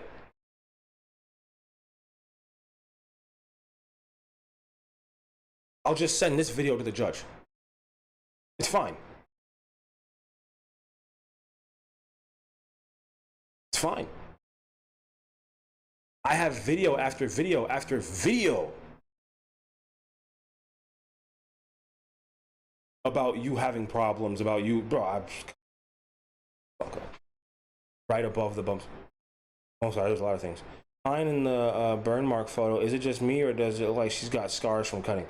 I believe that those were a little older, but she does have from what I've seen. She launched a nice overhand at the big ass forehead and dusted off them drip. I feel like they might have got physical. I ain't gonna hold you. He might have got physical with her. I think they might have really got like, you know, like she might have whooped him. I would have appreciated that. And I've already reached this a level where it's like, yeah, you can go. Like, I've heard a lot of stuff. I've seen stuff. Like, I've heard a lot of stuff. Oh, she definitely was fucking slump. I've seen videos. Yo, was she fucking slump? I've heard a lot of stuff. Who else did he talk to? You were whoring her out, bro. I'm sorry. You were leasing her out. It seems like. So that's sex trafficking. You were bro. I accidentally find evidence of you sex trafficking her all the time. Like, is that not bad? Like, I don't even have to look far to find evidence of you sex trafficking her. Like, I sneeze wrong, and I find evidence of you. Like, bro, what the fuck? And I'm glad you guys witnessed it, right? You all heard that. Leland is basically leasing her out. Like, I've heard things. I've seen things. Leland. This is why you're under investigation. This is literally why you're under investigation. like, bro, you are for sure under investigation for this thing. I can say that without a doubt. You are under investigation for this thing. Yes, you are. Yes, you are, Leland. Yes, you are. To see, or I'm good now. I'm not insecure about it, and I'm happy that you're happy. I'm not possessive. I'm not this type of man that's toxic. I'm not like... She's so embarrassed, she's laughing. This is not a funny laugh. This is not a funny laugh. Oh, I'm just happy that you're happy. And if that's what you want to do, that's what you want to do. So I don't need to do that anymore. Now, I can only imagine how many times he's just sat there and went, see, the open relationship is healthy because it tells both of us to do this and blah, blah, blah, blah, blah, blah. That's all it turns into. I'm realizing that we're not aligned because essentially I just want more in this relationship from you. And she just wants him to shut the fuck up. The humiliation tactics are that, yes. He's saying, listen, I know you fuck other niggas. I know you did it on video. I've heard shit about it. But since I told you to, it's okay. I told you to fuck other men.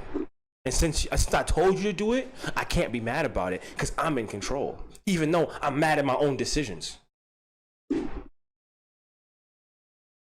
These are all personal decisions. Yo, the more I watch these videos, the more I realize, bro, you chose all these things, right? This is the old hotel, right? Yes, it is.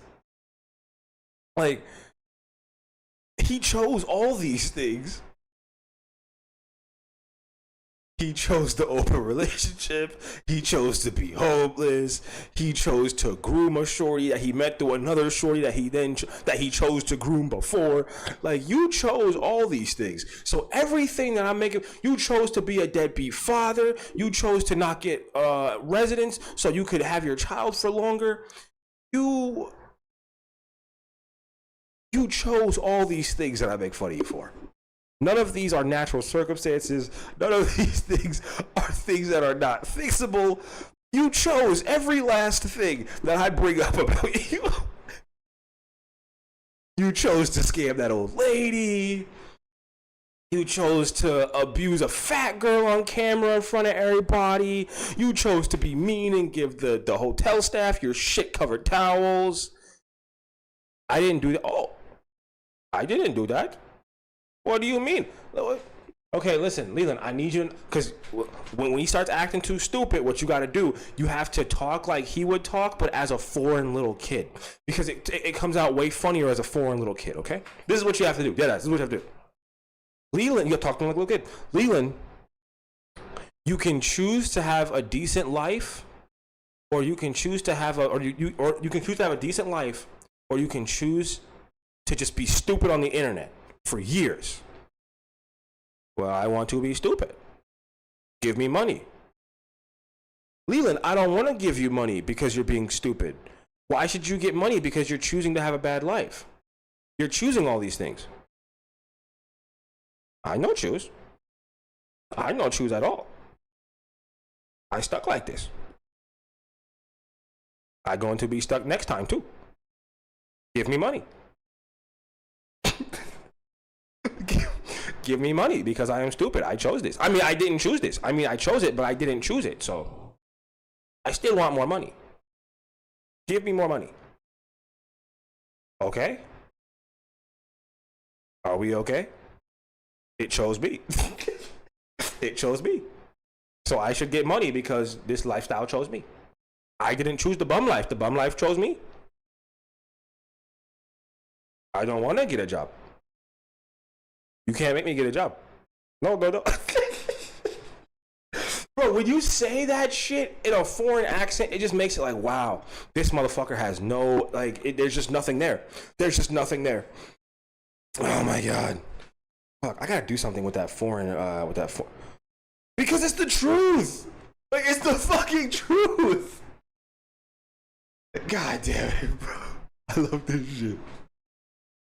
Okay, back to Bree, because this is sad, right? Okay, foreign not listening child aside, right? Puppet is your voice. That's gonna be a new voice, okay. I was molded by the bumness. I was raised by it. I said the quote wrong because I am in a different country. Our Batman movies are backwards. And because we're not putting the effort towards each other right now, and you're doing that, it just rubs me the wrong way. But I'm not.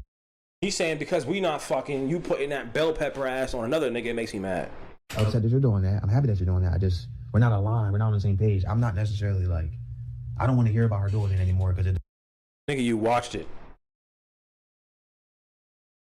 Bali Man, not Batman, Bali Man. That shit 10 hours long. That movie take 3 days to watch. You buy a ticket, you gotta camp out in the theater. Yo, an Indian Batman movie, that shit would literally take 3 days to watch. It does trigger me because I don't even want to see other women. And I'm not saying that she's bad for doing this. We're just in different stages. She's 23. She wasn't able to experience stuff. I'm 20. That again, Leland. Because you took her away from her youth. You stole her youth, bruh. I don't want to hear about her doing it anymore. You watched it still? Because it does trigger me because I don't even want to see other women. And I'm not saying that she's bad for doing this. We're just in different stages. She's 23. She wasn't able to experience stuff. I'm 29, about to be 30 this month. If we're just on two different pages, we don't have to be on the same page. I want exclusivity, but it's not. I want exclusive. What? Nigga, you said I want an open relation. Yo. I want exclusivity. But you just said, okay, let's never forget why he wanted the open relationship, right? Can we never forget that? You said, and I quote, I want to explore different options and do all the different shit, right? I can't quote you exactly because you changed everything. But that was because you talked to the girl who you groomed first. And actually, by math, right? That girl would only be 21. She was 16 when you were messing with her. It'd be 5 years later, right? Actually, I lied. She'd probably only be 20. Because, once again, math. I failed algebra, right? But I can do it this time. All right.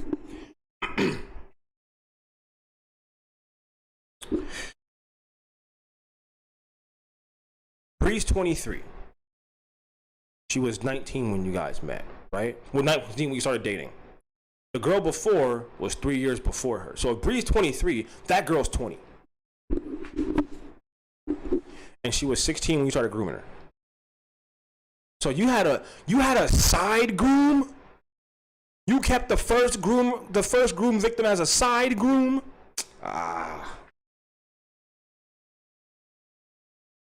Leland, you need 2 different prison cells. You need a vacation cell and a main cell. You need to be with David in them. Not for insecure reasons. And also, for the most part, exclusivity. I'm not saying that we only do that with each other only.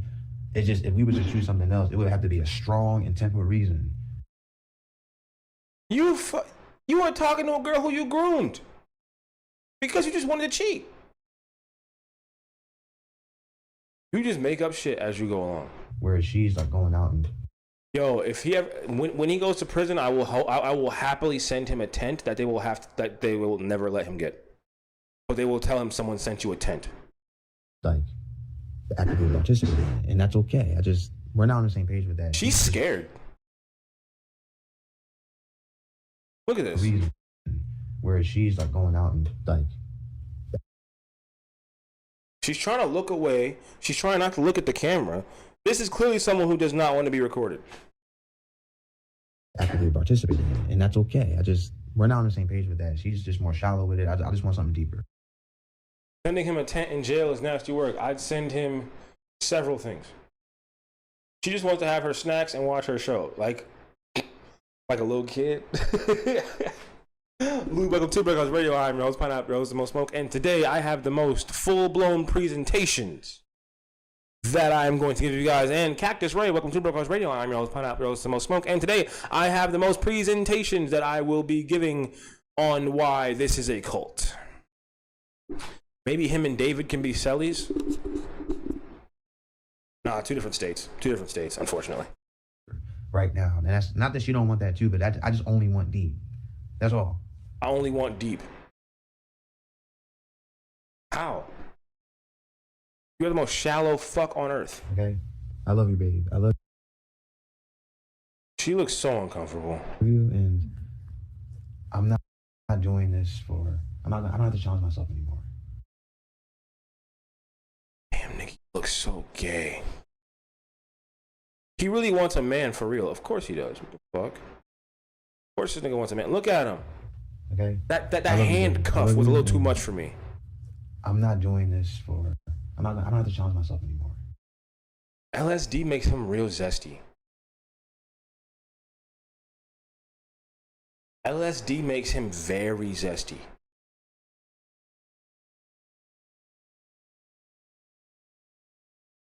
LSD makes him very zesty. And that's another thing, like, well, not a theory, but I know that for a fact. You get a lot more fluid feeling, you know? Like, it does become easier to move a little bit, like, you know, arms up and a little more feminine. I can't explain it. It just happens. It just happens. You feel a little bit more, like, loosey-goosey in the thing. I don't. I'm serious. I don't have to challenge myself anymore. But he just naturally moves zesty-wise. He just does.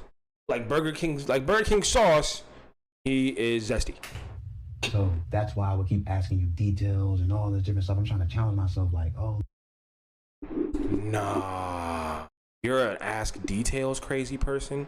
I used to be one of those, but I never told my woman to go fuck someone else. Or as you say, you're a girl because, you know, you like girls. I never told, I say the word woman.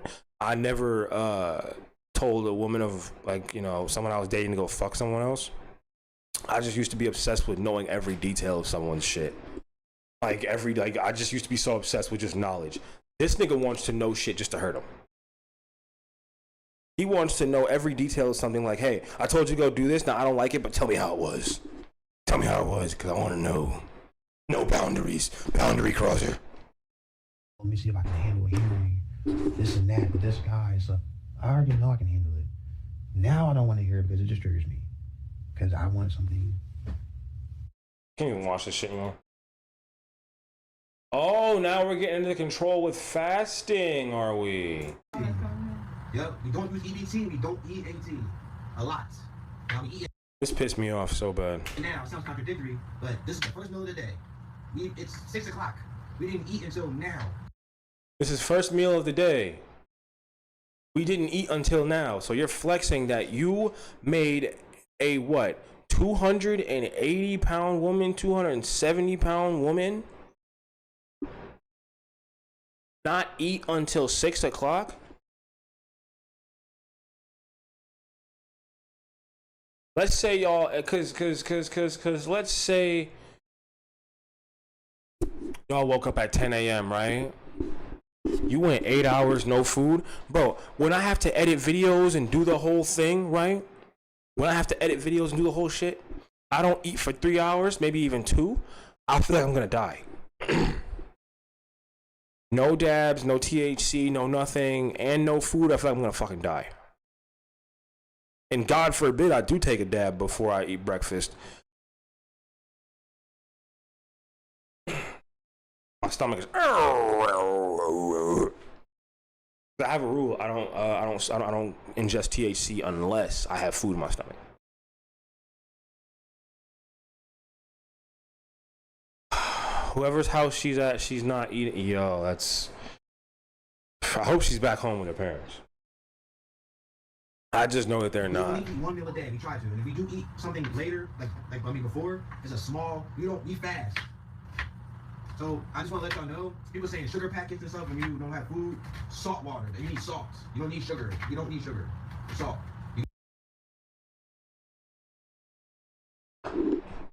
Just eat. So just drink salt water.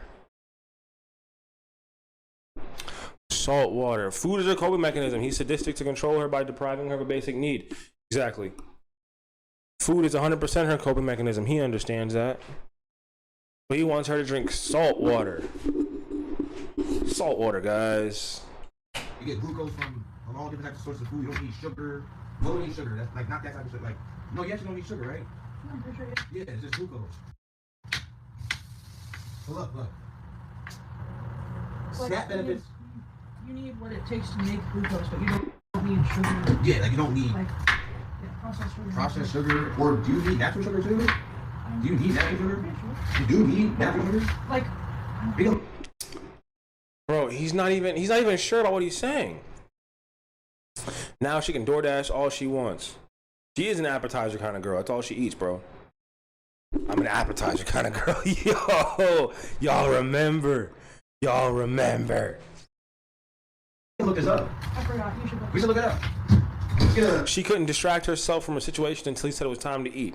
She's not much of a weed smoker, so no, she couldn't, like, the escapism wasn't there, you know? The escapism was not there. Like, she's not a weed smoker. Let's get a confirmation. I'm having fun now, excuse me. Real quick. Look, I'm gonna teach y'all something, because SNAP benefits getting cut. Or didn't they already get cut? So this whole thing about, oh, I need food, now listen to a kid, you don't need to eat like that. We can go days without food. You don't need to be around your child. You don't need to be around your child at all. Thomas Lynch, welcome to Broadcast Radio. I'm your host, Pineapple, your host, the most smoke, and today I have the most lessons on why Leland is a cult leader, and I will stick by that and teach my goddamn class. Thank you. You're all coming late to class. I don't appreciate it. We start on time here. I hope you brought THC products for everyone. Okay. He's openly saying, hey, you, they cut your money for food that your poor ass needs? Well, guess what? Just don't fucking eat, bitch. Just fast. You have less food in your house? Just fast. Bro, I have a mood disorder. If I fast, I'll probably run my head fast into the wall. I'll probably hang myself very fastly. Or in a fast motion. Fast. My brain won't allow that. You guys remember that whole month where I was eating nothing but chicken salads and streaming for 5 hours a night? Solid every night, 5 hours. You guys remember that? You guys remember how fucked up my mental state was? I was eating nothing but chicken salads and streaming without food for 5+ hours every single night. Nothing but lettuce and grilled chicken. Do you remember how messed up my brain was? Do you? Because I would go hours without eat, go and sleep for meals. Not because I couldn't afford it, but because I was so afraid to cook in the place where I was living.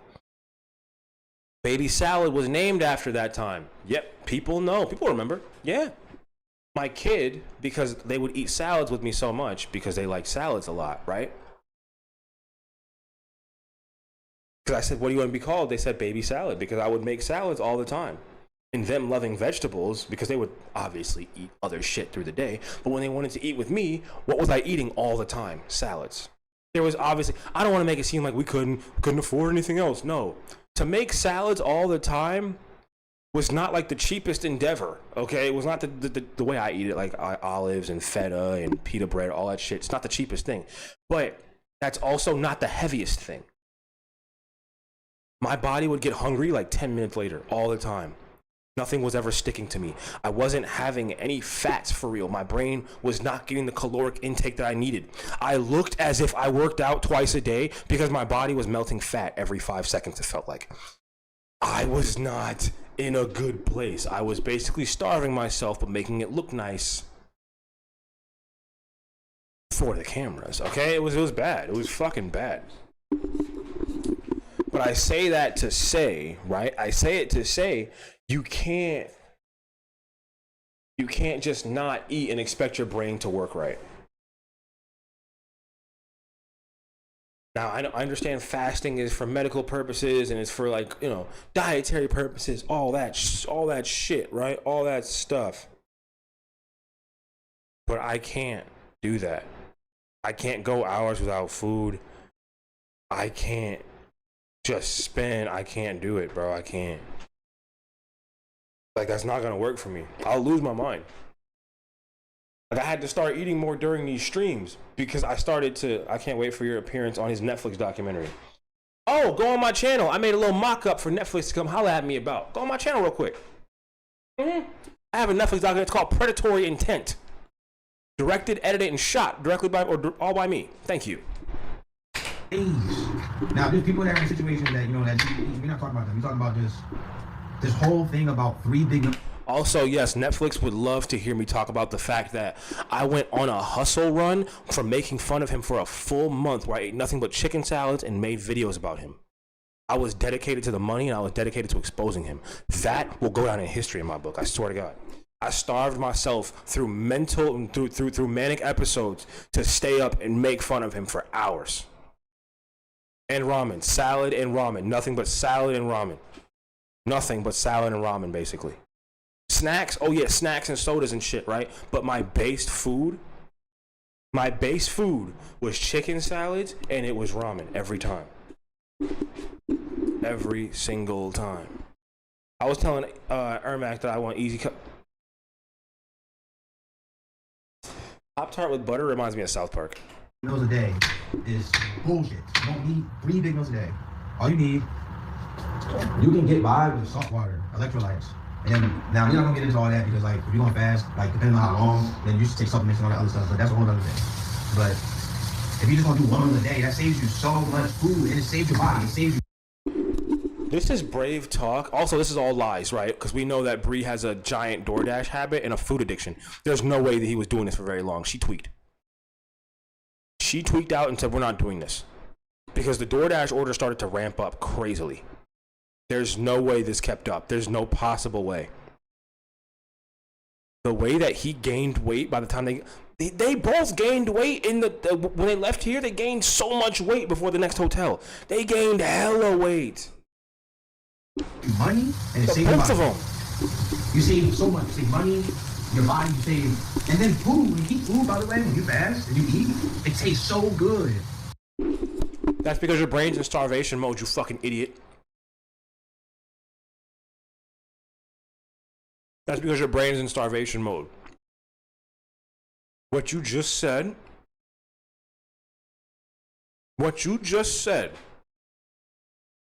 is something that people torture others with. What you just said. Oh, when you do eat food after starving yourself, it tastes so much better. That's because your brain's pleasure centers have been depleted because food is the most basic thing that can set that off. Okay? Now, when you deplete those pleasure centers, right? When you deplete them for days on end by only ingesting crackers or salt water or anything that's just basic to keep your stomach full or whatever the fuck you stupid ass people do. By stupid ass people, I mean him and whoever the fuck he convinced, right?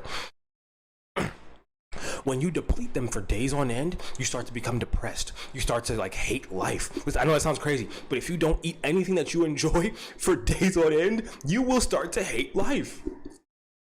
You will. If you don't do drugs, you don't drink, and you don't eat foods you enjoy, depression. You have to hit your, if you can go for a walk, it still won't feel the same. You can do whatever drugs you want, it won't feel the same. Eating a food that your brain enjoys, not even the most quality food, not even the best food, but eating a food that your brain enjoys is something that the body just can't replicate. And he's saying, hey, just take that away. Make yourself starve. Whatever happens to you, because in a couple of days, it'll taste so much better. You know what happens when you starve someone? Do you know what happens when you starve somebody? You now have control over them. When you take away someone's right to eat or someone's food in general, you now have the snap over their brain. Because when you say they can eat, whether they like you or not, whether they enjoy hearing you, whether they enjoy having you around, when you say you can eat, their brain goes, thank you. You know that? When you tell someone they can eat, whether they can hate you to death, their brain thanks you. It's a momentary thing, but it's like, okay, we're free. We can break away.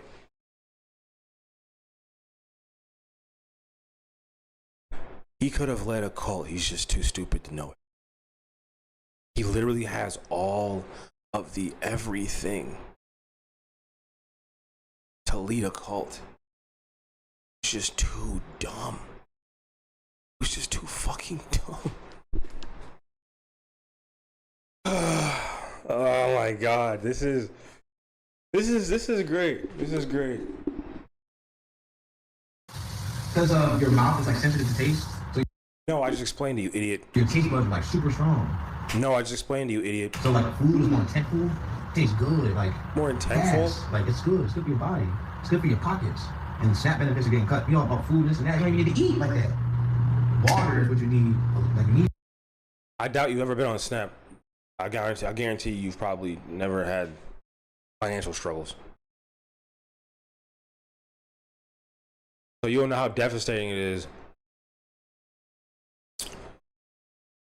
I don't think you know how devastating it is to go to a grocery store, think you have enough money, you swipe that card, and it's like, well, you still owe $3. And it's like, well, I don't have $3. So we're going to have to have an awkward conversation. You don't know how that feels. The fact that you're dancing around while talking about SNAP benefits getting cut, you are a different kind of entitled.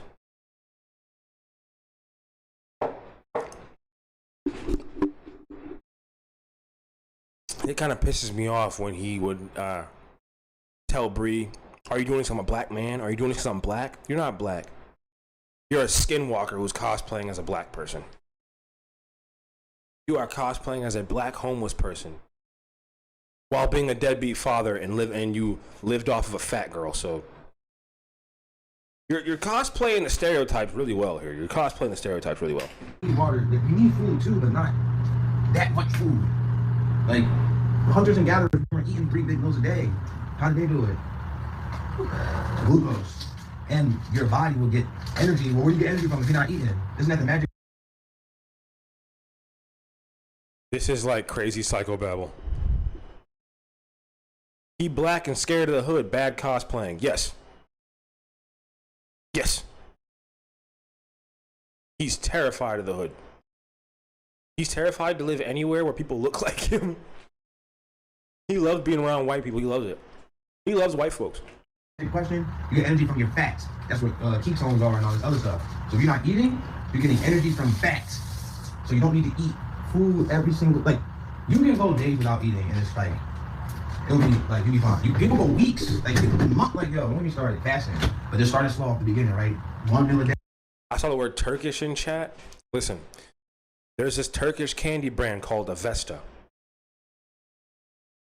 Avesta, if you're listening to this or if you ever see any of these videos for some reason, I will take any sponsorship you want. I will dress up as your weird AI mascots. I love your candy. It's halal friendly, and I'm very glad that we have a large Middle Eastern population around here because I can go to almost any store in my area and find Avesta candy. Avesta candy is so real. When a very close and good person that close to me was going back home on a plane, right? They had a pack of Avesta candy in their bag, and they texted me saying TSA thought that the candy was liquid. What do you mean TSA thought the candy was liquid? They took it out the bag, and it's the same person who had the bag of like the bag of gummies from the reservation. Yeah, because they had them both in their bag going through the and I was like, what do you mean? Like, which gummies do they think were liquid? They're like, the regular ones, the Turkish ones. So those candies have so many fruit juices in them, real fruit juices, that TSA thought that it was straight liquid. Does your American candy do that? Does your American candy show up as fruit juice on a fucking scan? I don't think so. I don't think so. Hey, that can be a lot of people do them too. Skip breakfast. It's called break fast. Skip breakfast, sorry, It's called break fast. Look at those fucking T-Rex arms. You just sound like a crazy person. Look at this shit. Just skip breakfast. Just start. Did you close up the No, I didn't close them out. I just they're not there anymore. Avesta watermelon gummies. I love Avesta. They're amazing. Anywhere with a Middle Eastern population, so yeah, you gotta look for Avesta. So SNAP benefits are getting cut. You don't even need to eat like that. They're amazing. And it's better for your body. Yep, you don't use EBT and you don't eat AT. A lot. You don't use EBT and we don't EAT? You have a child, you know that, right? What if your kid developed like an eating problem because he saw this? Let's just be thankful that his kid's not as dumb as him. His kid's nowhere near as dumb as him. That was not an insult to his child, obviously. I'm saying, like, his child is smarter than to listen to this dumb fuck. That's what I'm saying. That was not his kid's a little bit smart. His kid's like leaps and bounds smarter than him. Okay? His child is leaps and bounds smarter than him. No, you can tell he's a deadbeat because the influence is just not there. You said you excited? You didn't even eat yet. So you actually went over 24 hours. Well, you did snack on some blueberries, right? Mm-hmm. Okay, yeah, no, I'm joking. Over 24? What? Are you excited? You didn't even eat yet. So you actually went over 24 hours. So this isn't even 8 hours. This is 24 hours now. 24 hours. He's controlling her food for over 24 hours. That's a large woman. Okay, all jokes aside, all haha, she's fat, bro. Yeah, she is. Okay, let's think a little bit. Would you ever think to control someone like this? Would you ever think to control someone with? No, you would never think to get in the way of this woman's food. He's brave as fuck. He just said, yeah, I'm gonna stop you from eating for a whole day. Control. Well, you did snack on some blueberries, right? Mm-hmm. Okay, yeah, no, I'm joking. But you didn't eat no full course meal yet, though. So it's still like you're still in that fasting zone, though. You didn't really eat anything. Right. You said you excited? You didn't even. I wonder if she was high too. Yeah. He was definitely high, or she was definitely high. They used to do acid all the time. There was a video of them in the tent together while he just had a box on his head and she was laughing hysterically. Acid shit. Acid shit. He was definitely using LSD to control her. Didn't eat yet. So you actually went over 24 hours. Well, you did snack on some blueberries, right? Mm-hmm. Okay, yeah, no, I'm joking. You did snack on some blueberries. Oh, and look at that. This looks like third world country rations. Look at this, please. This looks like third world country rations.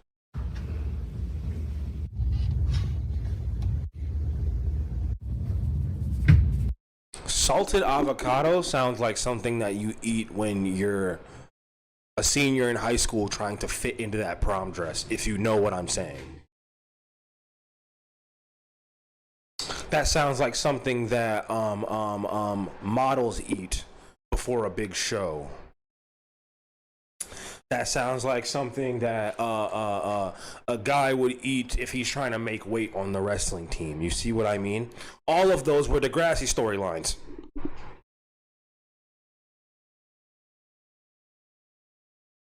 All of those were Degrassi storylines, you bunch of bitches. If you thought that was interesting, then we need to watch Degrassi Next Generation on one of these damn streams, but I won't do that to you.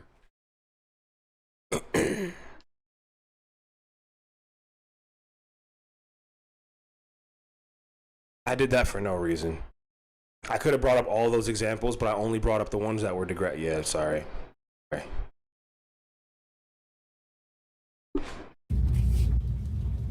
This just looks unhealthy as fuck. I can't explain it, but salting an avocado seems like not good. I don't eat avocado at all.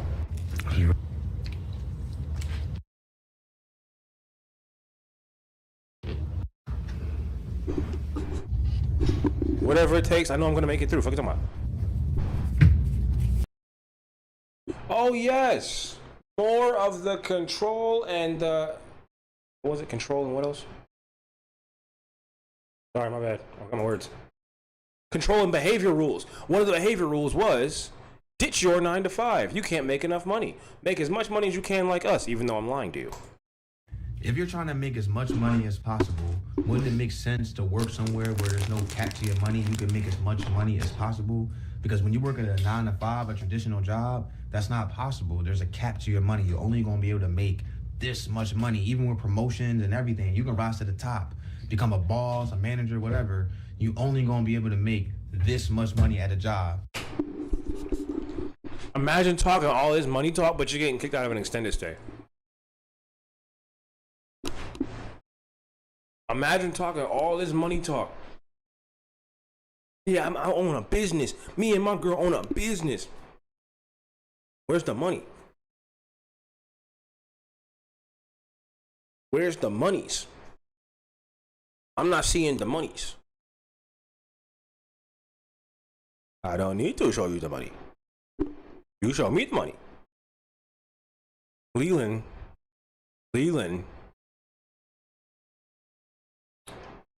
Where'd the money go?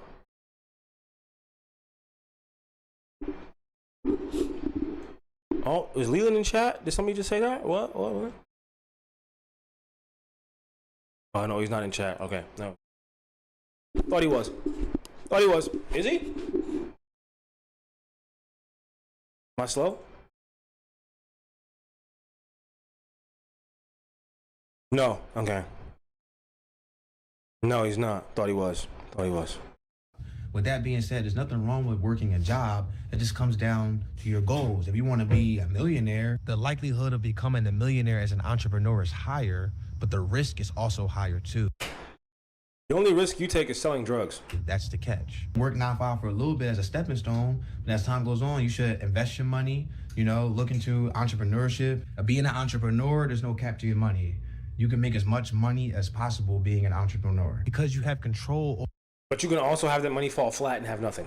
Over your money, you control how things go, so you can control how much money you make. And also the risk part is some things, businesses change in time, so sometimes you could actually make less money, but you can learn the game and learn how to circumvent that too. But again, there's no cap in a business, and as an entrepreneur, there's no cap. Whereas at a W-2 job, you could do the most, do all these different things, get promoted, and you only gonna make this much. It's a ceiling. Okay, as a business, yeah, it could be hard, but you can still raise that ceiling. If you're trying to make... I wonder how many views that video got. Probably not many. Yes. And the behavior. The last thing in the behavior rules was to listen to ChatGPT. ChatGPT is his god. It got him out of homelessness. He said it. He just used ChatGPT. He said it. He just used ChatGPT. He said it. People keep talking about how using ChatGPT makes you dumb.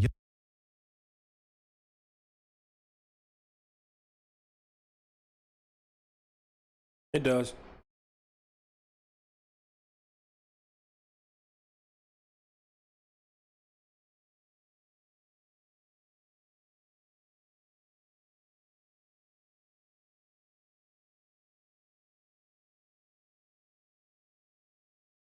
It does. All of this, and I didn't put the brick up. Brick. That's a brick thought. Brick.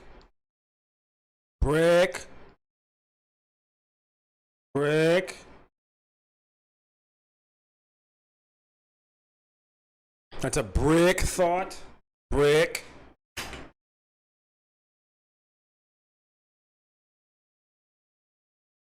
Yo, when I was homeless, ChatGPT... You were never homeless. You were pretending to be homeless. You were never homeless. You were pretending to be homeless. You could have went home at any time. You don't have a fucking home. Or, you had a home the whole time. You always had one. T came out. I'm not gonna lie. If it wasn't for ChatGPT, I think I'd still be homeless. If you wanted to know something, wouldn't you just look it up on Google or read a book? First it was books, now you got Google, now you got ChatGPT, so you can find something quicker. You can find the answer quicker. I don't gotta read all this stuff, and then it can explain it to you in simple terms, complex terms, because if you explain it simple, you're not gonna get the whole thing, the question. It's all about the question you ask it. Like Albert Einstein, how is ChatGPT bad? How does it make you dumber? It's all about how you use it. You can...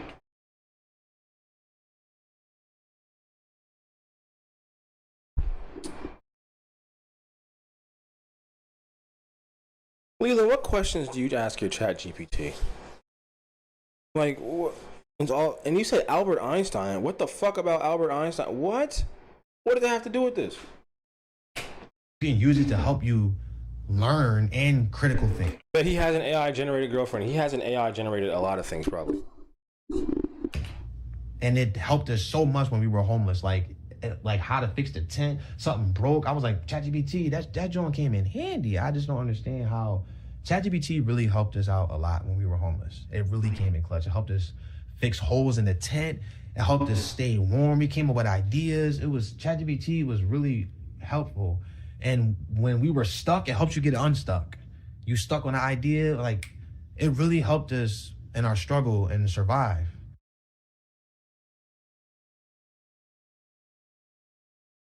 Did it help you? Did it help you take care of your son?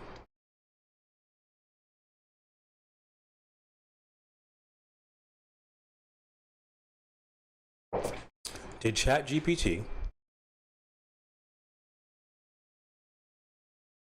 help you take care of your son? It helped him with his rap manifesto. I'm hoping to God that we don't see an actual manifesto come out of him.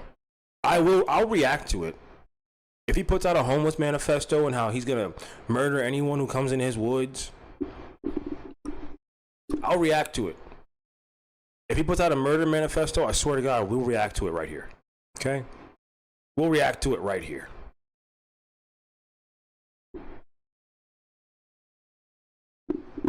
I swear we will.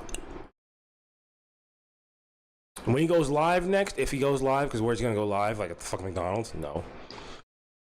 He's gonna pay for phone service. Who knows? Maybe he'll pay for phone service.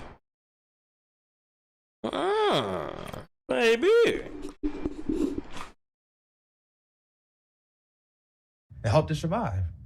People keep talking about how using ChatGPT. Police report.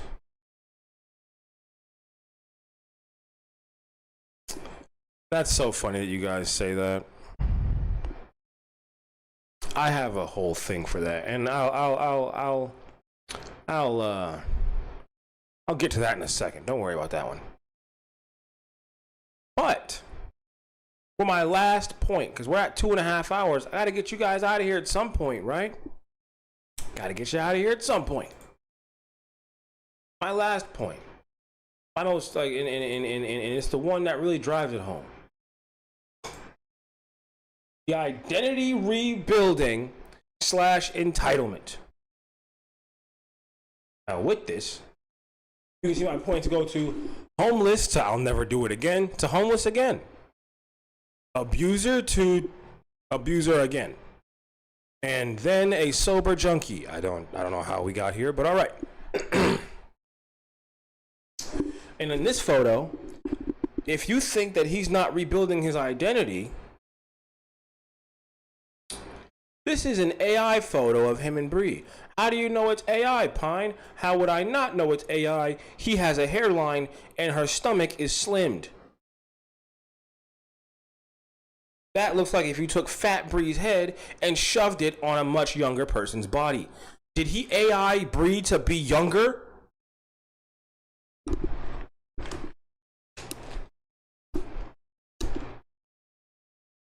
Fuck you doing, nigga? That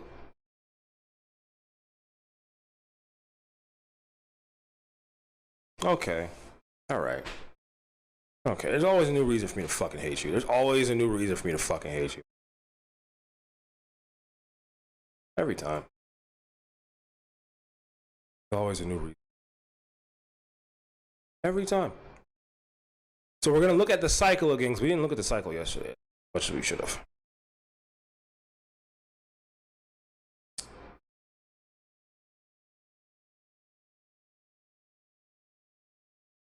What? Oh, shit. No, that's for later. Okay. Where is it? Where is it? Where is it? Oh, we're going to look at his latest cycle. Being in the tent. Fuck. Sorry, my brain short-circuited.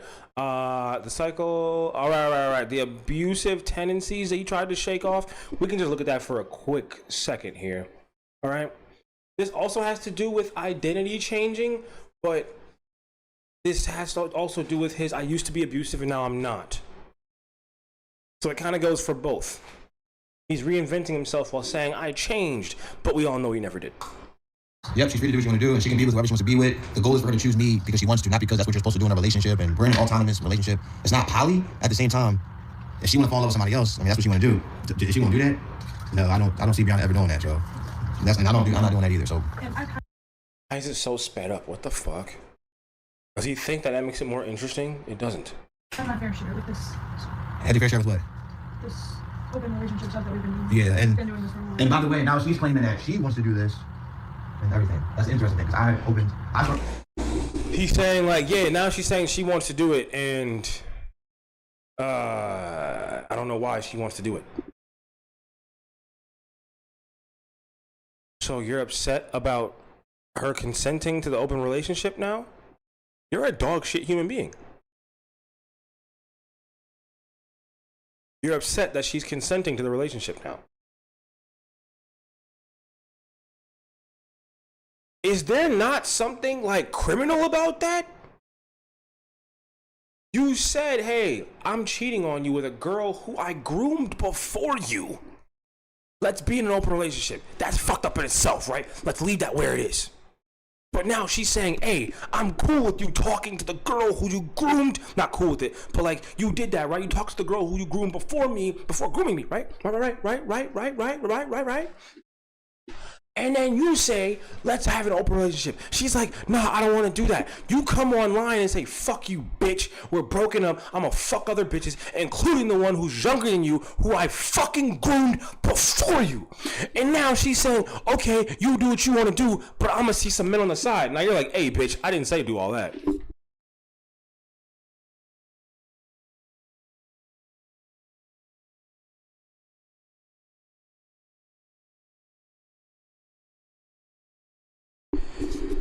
There are certain things that people do in this world that they just can't take back. But then they regret him because he's nasty and he regrets it all. Yes, he never gets calls back from these bitches. He never gets calls back from them. But you know who does get calls back? Bree. I bet she puts it down on niggas that can provide for her somewhat. Not even provide for her, but oh, you work some sort of job, you have some sort of structure in your life. I guarantee you that the nigga who she went out with, he probably works a dead-end job, but has structure and isn't a piece of shit. Or you know what? I'll take it as, or I'll even take it as, you're close in my age, probably fucked him. Oh, you don't abuse me online and tell me that I'm stupid behind the camera? Yes, probably like do that fucking bell pepper at that nigga all night. Leland, you were never a catch. You were a settle. You were a settle. She settled for the nigga that groomed her. How sad is that? How sad is that, Leland? You were never a catch to anyone ever in your life. You were always a problem. You've never been anything positive to anyone in your entire life. Okay? Deal with that. Never anything positive. started experimenting. I opened her up to it. She didn't want to do that, but that's what she was doing. Like, The fact that her consent bothers you is weird. I just want to say that all the comments that you got made about me, I've been listening to them and I've been paying attention to them. And you guys are valid.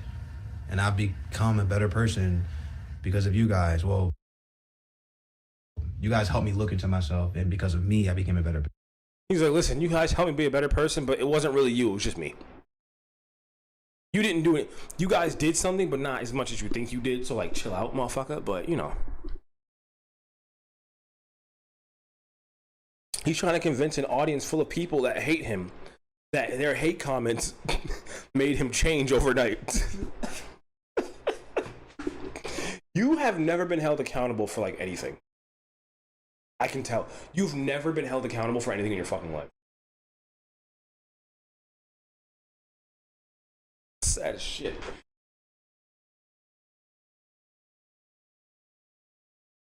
Person. A lot of the comments that you guys are saying about how I'm treating Brianna is very valid. And you abuse her. You abuse her. You abuse the girl you groomed online.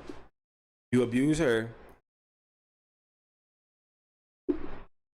Not anymore because she left. Or you guys are done. Whatever the fuck it is. I've actually become the best version of myself. Like, that's why I put. That means I did acid last night, and now I'm awake. That's what that means. That means I did acid last night, and now my eyes are open. Not that I have a new perspective, but I literally opened my eyes, and I'm the best version of myself now because I did drugs last night. Myself out there because I want to learn myself. So thank you for the comments and everything. I look at those comments and look at this shit, bro. I haven't commented on his hair. Look at this. They got their hands in the air, waving like they just don't care. Look at this shit. You got the one fucking hanger on for life right here. You got the platypus tail. You got the Perry the platypus tail in the back. I'm becoming a better. Shit like spider legs over here. How do you let your locks go from full as fuck to this? You let somebody play in your head. They said they could bond your locks and it would stop your balding, and you was like, yeah, and they just played in your shit. They just played in your shit, bro. Who did your locks, bro? I'm gonna go get mine done. I'm gonna go get my shit done, bro. I need a retwist, my nigga. I need it real bad. I've been freeforming for like 2 years now. See the growth on my shit? The man for Brianna. Love you, baby. I love you, baby. A lot of these videos that y'all seeing are old too.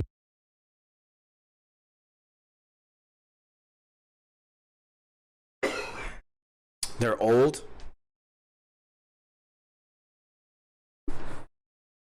He's trying to convince you that the videos that he posted 2 days before this are old.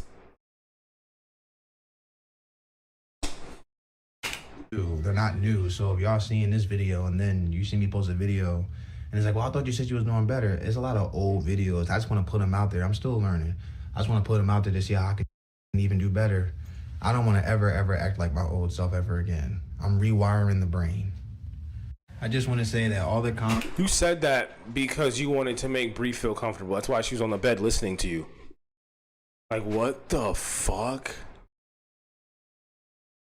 Like, he only did that because she was right there. This just furthers my point that whenever he turns the camera on randomly and starts talking about, well, we can do this and we're gonna do better. I'm gonna do better. I'm gonna do better, guys. I'm gonna do better. She was around. That's the only reason that he did like that. I'm a better man. I'm a changed man because she was around. That was it. She was around. That's all. That's it. Comments that you got made about me, I've been listening to them and I've been paying attention to them, and you guys are valid, and I've become a better person. Valid, nigga. Oh, fucking speak right, you bitch. Valid. Fuck up. This is for later. But now we're going to look at the identity. What the fuck? My brain gapped again.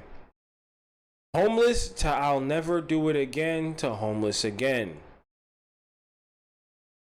We're homeless to avoid paying rent. Our credit is horrible. So we're staying out here long enough to save up enough money to get that credit on point so we can finally get a home. And when we get a home, we never coming out here ever again. Notice how he said home, not house, not apartment, but home. He knew exactly what he meant. This was, because remember what I told y'all, right? April 25th was Sweet Views Season 2. April 25th, swear to God, right? April 25th. When was it? Fuck. No, I didn't mean to do that. I was trying to click and see the date. Damn it. Sorry. My bad, guys. 3.15K. We're homeless to avoid paying rent. April 11th. This was 2 weeks before they were going to officially move into that hotel, right? Right?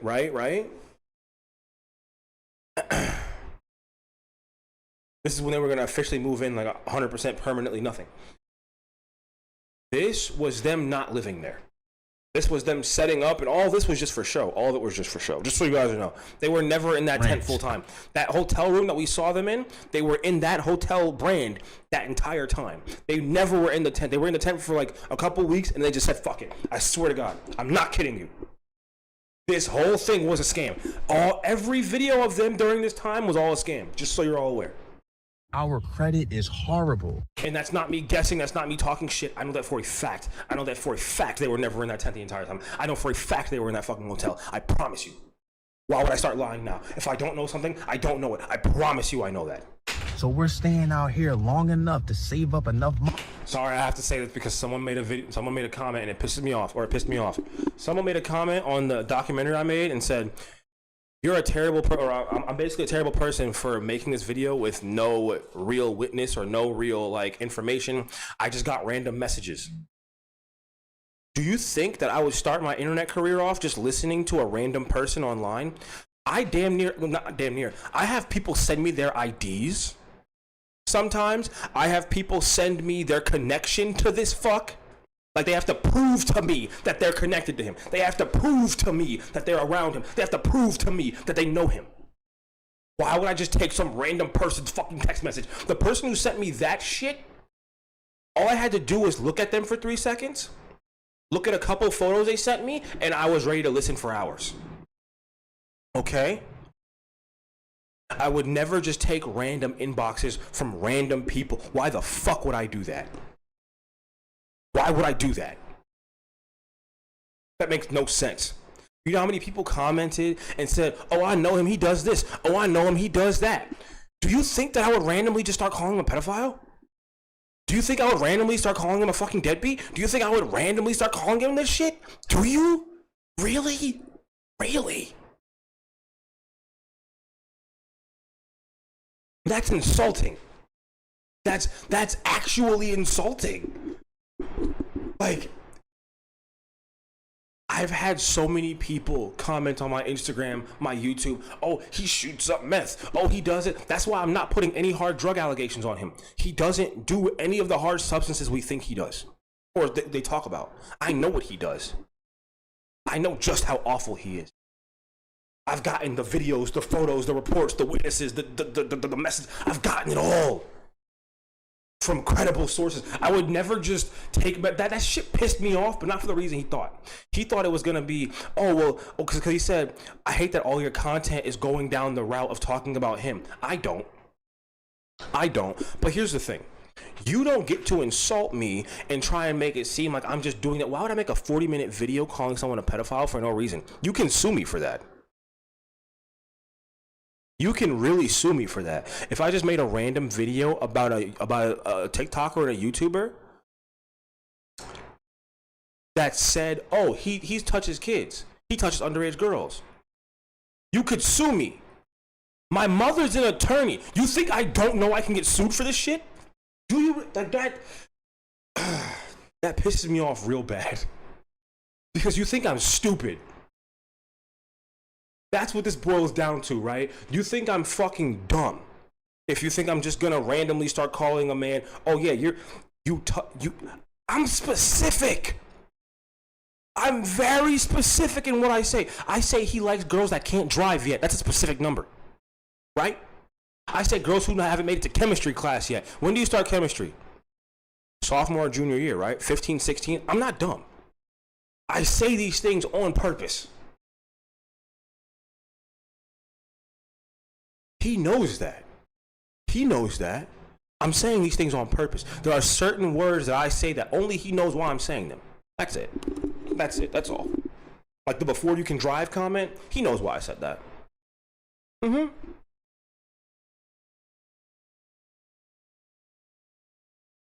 So when I got this book of a comment today, I said, "These are frivolous claims, blah, blah, blah." It sounded like a robot wrote it. Like, it wasn't him, but it sounded like a robot wrote it. The page was made 10 years ago. But I couldn't believe it. Because I've never gotten something like this. Usually it's people saying, "Oh, well, you're saying how you got it, but you don't want to tell us, LOL, what the fuck?" No, I'm not going to tell you. You can wonder for the rest of your fucking life. I'll never tell you. I'm not going to snitch on why would I do that? Bro, I used to do illegal shit. Why would I start snitching on the people that give me? Why would I do that? That doesn't make sense. That's like lesson number 1. Who'd you get this from? None of your business. But I got it though, right? Shit, where you get this? None of your fucking business. Keep moving. Like, I'm not gonna tell you. There's no way, unless you really the homie and I want you to make some money with me. I'm not telling you. Get the fuck out of here. Why would I tell you anything? Especially some random commenter. I'm gonna break journalistic integrity for you?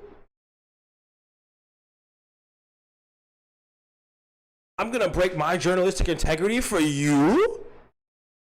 Random commenter? No! Oh, fuck? No. No other channel. Oh, Bixie, also, what you just said. No other channel will ever talk about them the way I do. No other channel will ever talk about them the way I do because they're scared. Because no one wants to make definitive claims. I already looked all this shit. Before I started making crazy videos on Leland, I studied for hours what I can get sued for and what I can't get sued for. I can get sued for all of this if it's not true. That's why I say it so confidently. Leland, if I'm lying, sue me right now. If I'm lying, I will go to every single court. Listen, please, I will take this to the fullest extent that you will. I'll take it to the fullest extent. How about that? I'll take it to the fullestness extent of the fucking law. If I'm lying, then do it. Then do it. People have been sued for way less. People have been sued for so much less. So much.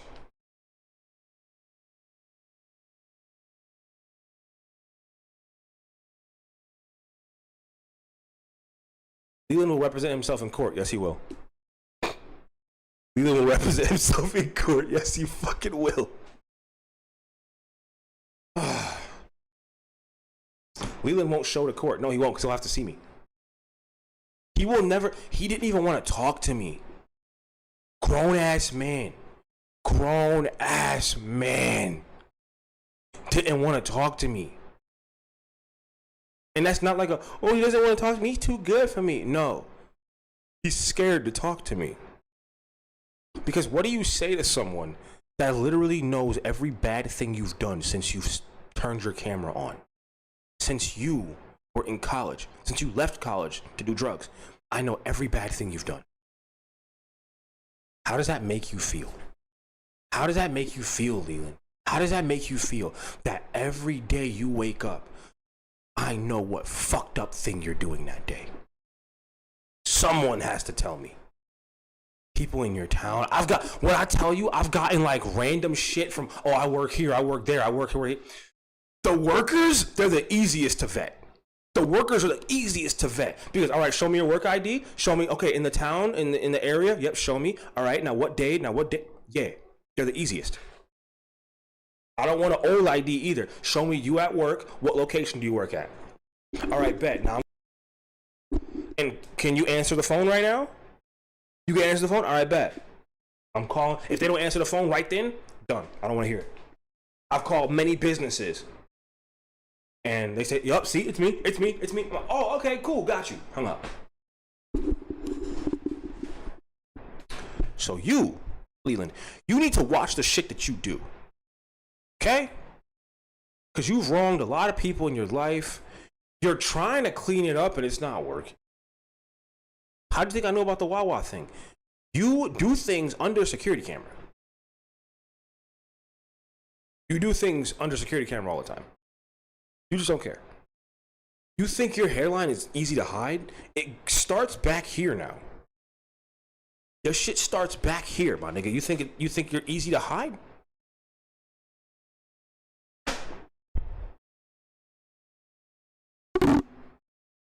So when I got that comment, it really pissed me the fuck off, bro. I'm not gonna lie. Like, it really hurt my heart. I can't hold you, bro. It really hurt my heart.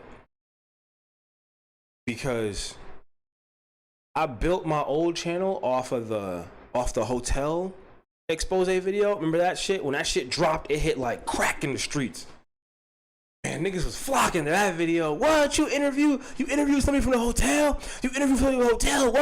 What? Yeah, that shit was hard.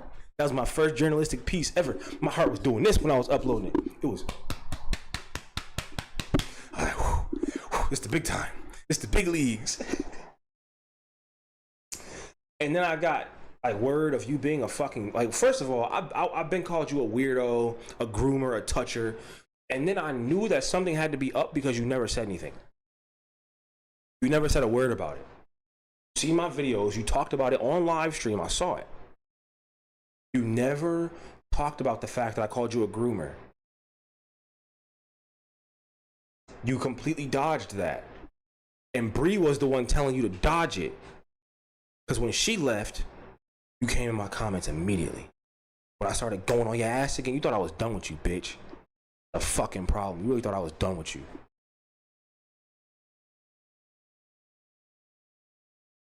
There is no done. There is no done. You will never stop being a pedophile. You will never stop being a bum. So I'm not done. If you're not done, I'm not done. You can leave the internet. I'll still cover you. It's fine. You will never stop being an idiot. So I'll always have something to cover. I promise you. I promise you. I'm not done with it. I'm not done. Once again, remember, you insulted my kid. So I can never find peace with you. Just remember that. Which leads me to believe that Bree may have been the one stopping Leland from chatting live originally. Yeah. That's exactly what it was. That's exactly what it was. Bree stopped him from interacting with me entirely. But notice, even though he interacts with me now, has he denied anything? Has he denied anything? That's another thing. If a man is calling me a fucking pedophile time and time and time and time and time again, shouldn't I at some point as a grown man say, hey, you on the internet, I'm not a pedophile? Why can't you just say that? Leland, why can't you just say it? If you're not, right? Then just say it. If you didn't abuse Bree, say it. If you didn't have a child with someone who was under 18 years old when you were a grown-ass man, say it. Just say it. I'm waiting. Because when you were 25, you were sleeping with a high school girl. When I was 25, I had my kid. With someone who was like months older than me. For the record. You have kids with kids.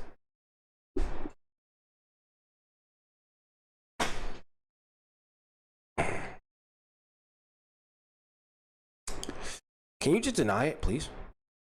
That's all I want at this point. I just want him to come in the chat and be like, you're a fucking liar. Why would you ever say these things about me? Like, yes, Leland, come on. Be a man. Be a man. But then again, someone who grooms teenagers is not a man. They don't think they have the possibility. All he does is ask questions. That's it. That's it. That's all he ever does is ask questions. He hasn't denied a thing. But that's like a narcissistic trait. They're not going to deny it. They're just going to go, well, but this, and what about this? Because you're not interviewing me. I'm interviewing you. Does his family have anything to do with the girl and her? Yeah. Yes. Yes. Yes. He's the only one not in that picture. I can say that for 100% fact. He's the only one who's not in the picture. All the family is involved except for this bum. Yep. For a fact. His dad, very active grandfather. Good ass granddad.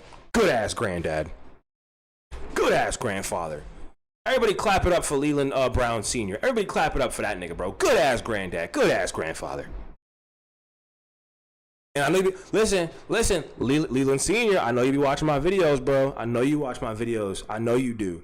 I know you watch my live streams, too. This nigga watched a 4-hour live stream of mine. Made it all the way to the end. He said the video of Leland in the leggings was filmed in his bathroom. He said that he's glad he found it now and not then. He was gonna whoop his son's ass.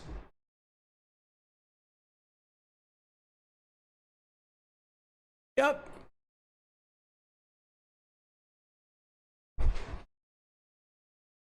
Said he was gonna whoop that ass.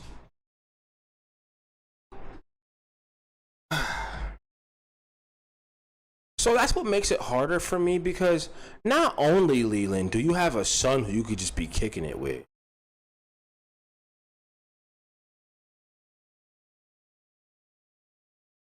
His dad is a good dude. How is he this despicable and degenerate?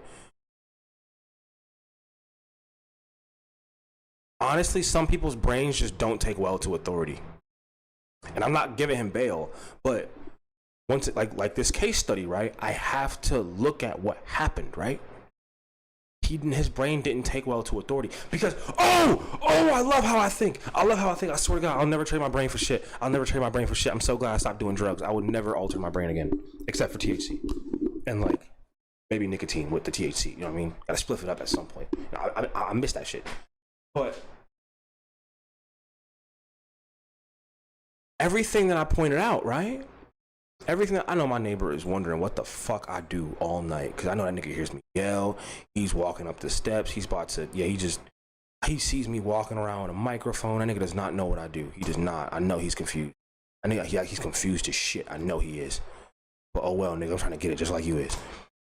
All of these things that I talked about, charismatic leadership, control/behavior rules, elitist mindset, and identity rebuild. I haven't even gotten to the identity rebuild, right? But what organization uses these against its followers? Not only a cult, against its members. Not only a cult, but the military.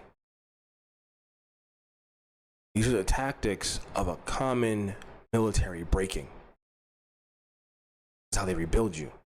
They break you down like a dog and rebuild you like a statue. Now, as Leland learned these tactics as they were used on him, because of his military upbringing, this is not a shit talk to his father. But when you raise someone with hard structure and you have a military background, these things are going to happen. They're not cult-like in general practice, but these are things that a cult implies or a cult implements on its members.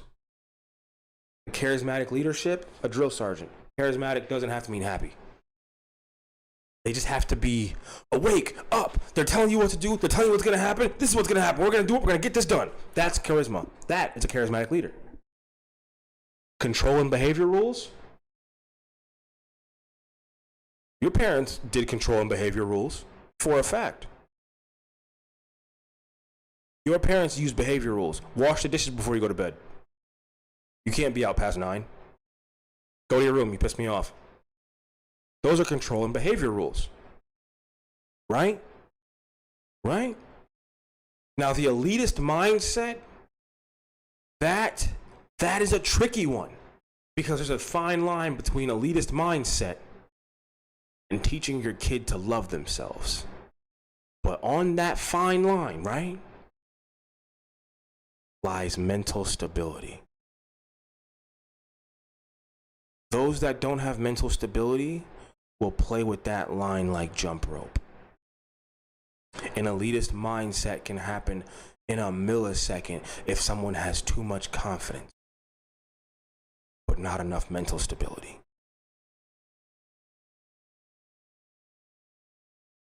Now, the identity rebuild, that comes when you're broken down. You have no choice. Once you look at your identity so much, after you've been broken, you have to do so much self-realization. Now take that and add in psychedelics to it. Identity rebuild, I think that he's on a constant identity rebuild because he had to do it when he was so young, and he's constantly used to, I'm a new person, I'm a better guy now, I'm a new person, I'm a better guy now. Imagine thinking you're better than everyone while you're homeless living in a park. True delusion. That's where the drugs come in. See, are you guys seeing how all this ties in? This man implemented these. I must have missed this bit, but where's his mom at? No comment. Moving on. No comment on that one. See, Leland, there's stuff I respect. See, Leland, I could have aired your shit out right there. I respect you somewhat. Actually, that's a lie. I don't respect you. I respect your family. I respect your family. I don't respect you for shit. I respect your family. Could have aired your shit out real bad. But I didn't. So when you say you have no respect for me, I don't. You're a piece of shit. But I respect your father more than you'll ever know.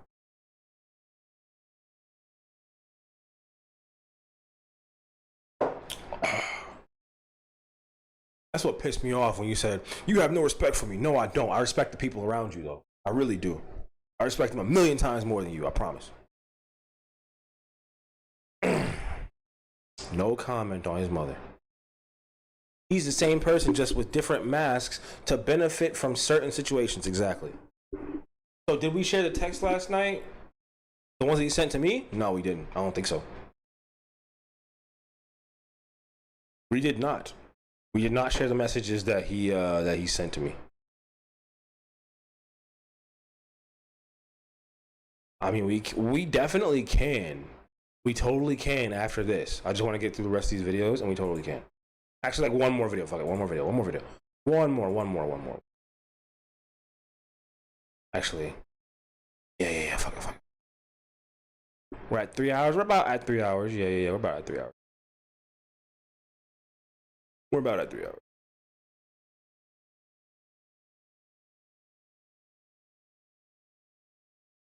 Even though I'm homeless, I'm grateful for the phone that I'm recording on right now. Google Pixel 9 Pro, AI driven. I can have it do everything for me, Gemini.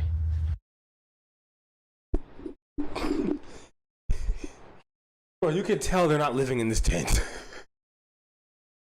You can tell they have no residence in this tent. I'm grateful for the phone I'm recording on, Gemini. He loves that AI shit, bro. He loves that AI shit. Like, he adores it. I'm grateful for this tent. Look at the walls and stuff. And then the camel. Google doing everything for me, Gemini. Not the IKEA table stuffing. This shit like an IKEA table, nigga. I swear to God, shit like a fucking IKEA table. Look at this shit, bro. It look like an IKEA table.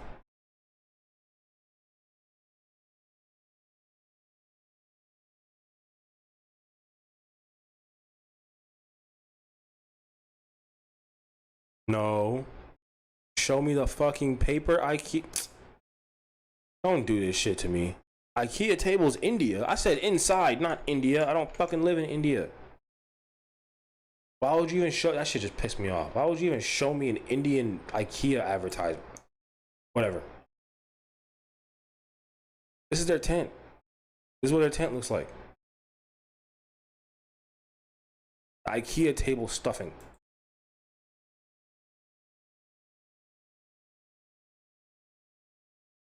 Look at this. On the tent so we can stay low key so we don't get caught. Okay, I'm grateful for the fans help me pass 100,000 subscribers. Where'd they get that sent? If you guys are homeless, where'd you get that sent to?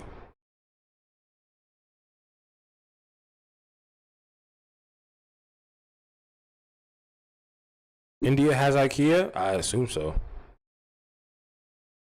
That shit said India. I don't know. I tried to look up IKEA table inside. It said IKEA table India. Like, what the fuck, nigga? I'm not in India. What the hell? Okay, this wouldn't be possible without y'all. They're not in this tent. Like, look, like, okay. You saw how fucked up the tent was when they were in it before, right? Also, this banana that's sitting here, that's been there for days. That's been there for fucking days. Look at Bree in the back, right? I'm She's grateful for hearing, because I can hear those geese. I'm grateful for my ears. I can hear it. I can smell it. Grateful for the nose, too. Okay? Grateful for my body. Grateful For everything, this carpet, these walls, okay? Walls, the ground. You really think they were sleeping on that goddamn thing? This is all for show. This was all for show. Okay. That's a rug. That's a piece of cardboard with paint on it. Grateful for this. This is a laundry basket. I can put my laundry in here. Salt, need salt. So all the laundry stuff, but there's a bunch of things on there, right? There's a bunch of things on there. So how are you getting the laundry in and out? See, there's just so many holes to poke. Oh, more than sugar. This is gonna sound I want a baked potato so damn bad. Y'all know when I start talking about food I want, you got about 10 minutes. Okay. I'm grateful for the salt. You know, I gotta push it. I have to make one more point. And then I'm gonna break away for food. So you got about 25 more minutes of me. Because we fast a lot, so this comes in handy when you're fasting. You fast a lot, but you order DoorDash to your tent? You fucking lying bitch. Stuff. I'm grateful for toothpaste because can't have stinky breath. I can't have stinky. But I'm really grateful for the tongue scraper that I have. Tongue scraper come on, bag, prove it to me. Leland, so why do you have a full backpack in your tent where you're clearly not living? So you both have backpacks. Huh?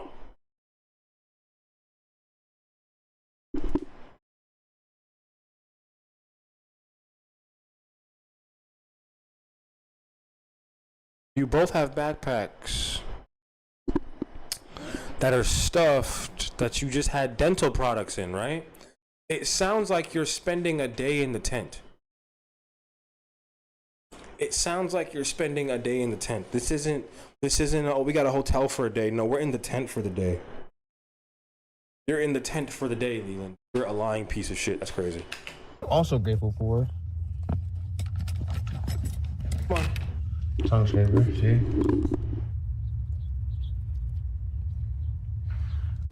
I'm grateful. Some fucking saliva fell out. He just looked down. Like, bro, what is wrong with you? You could edit that out. You could have just edited that out. That my woman has spatial awareness, because if it wasn't for her spatial awareness, this stuff wouldn't even be put away like this. See how this is all set up? Look at this, nice and set up all nice. See this? There's no way you live in that. Like, looking back at these things, there's just no way you live in that. That is a storage unit inside of a tent. There's just no possible way that you could live inside. Like, there's just no way. First of all, that's a big ass bitch. All those things in there.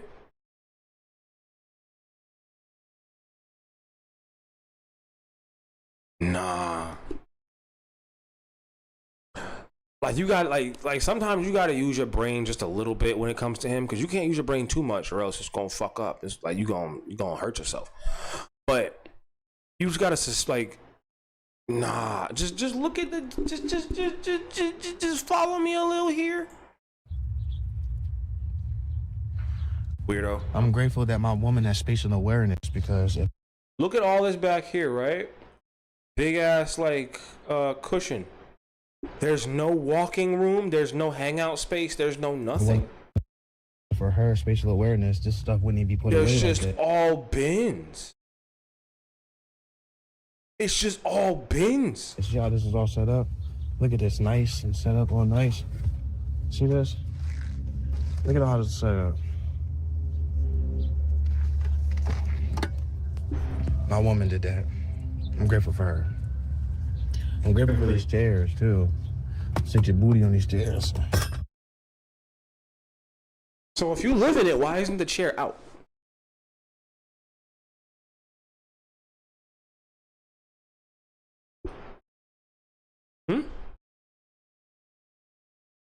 Because my big ass executive chair, which I'm so glad that I have, this is the most comfortable computer chair I ever had in my life.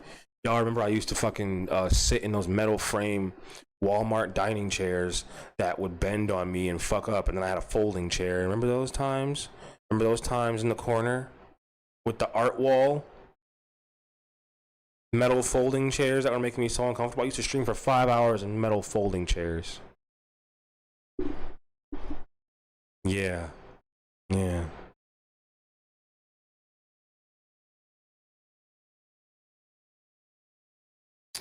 I clicked off the live, went to find it, and YouTube would not display the channel under my lives. I had to search you. Hello, Weedy. Thank you for coming back. You're here for my final point. Thank you. I will try to get under the. I'll try to make sure I'm more visible. Nobody puts pine in the corner. You're goddamn right. I'm home. Any more points here? There's a few. And the revamp from that tent to what? An identity rebuild. We finally have a home. We were homeless 22 days ago. We're grateful to have a kitchen. I mean, in the tent, not having a kitchen was so frustrating. We barely cooked. Most of the time, we just got takeout. So you're reinventing yourself. This is the same man that said we just fast. This is the same man that said, yeah, fuck it, we just fast, you know? So we just fast.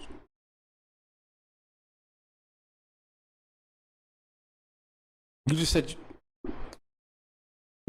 I can't even, like, I know I talk like, you know, in New York, you can find like cheap food, like, you know, like woohoo, the ghetto, right? Great, awesome, right? It's still expensive to eat, like, to have takeout food. Like, even if I go get, like, you know, like the little halal shack I really enjoy. Wings and fries from there is probably like $9. Like, that's like $9 that I could be using for like bills or toward my rent or something. I can't justify that shit anymore. Like, I was gonna spend, I think it was like $17 on 2 meals from once again, a Middle Eastern place. I love Middle Eastern food. And it was like $18. And I just couldn't justify it. And I ended up spending the $18 to eat with my kid the next day. And even though it was a good time and it was money well spent and everything, I still felt like, damn, I could have just made food at home. I could have paid bills. I could have put that toward the rent because, you know, that rent number has to go up. It was eating me alive. No pun intended. It was eating me alive to spend $17. So to watch them spend 50, 60, 40, because you gotta remember, they're not in a city. You know what I mean? Like, they're not in a, they're not in like, they're in a city, obviously, but they're not in like a major city. Like, I live in the middle of a large city, a huge city. So food is not expensive. I can go to corner stores. I live around like 5 or 6 of them in like a 4-block radius. So for me to say that ordering out or like going to a store and getting food for me and a hungry 3-year-old is a lot. How the fuck much is she eating in DoorDash? Because now my 3-year-old, they need 5 wings and fries solid. They need that. That's what's gonna fill them up when we get what we want in that regard. So that's what minimum fucking $8-9 in itself. It's a concerning thing to think that they were eating out every damn day. Because cooking was a hassle without a kitchen. It was so extra stressful. We have a sink now with water, granite countertops. I am so grateful for that. We had nothing like that when we were in the tent. And I'm not just grateful for it because I didn't have it. I'm grateful for it because I have it. And I've been thinking about that a lot. Don't just be grateful for something just because you didn't have it before and now you do. Just be grateful that you have it. Just value the things that you have. Take care of them. Show appreciation to them. Like when we were homeless, we were forced to do that because it was like, you know, we didn't have a lot of resources and it wasn't in abundance. Like it's just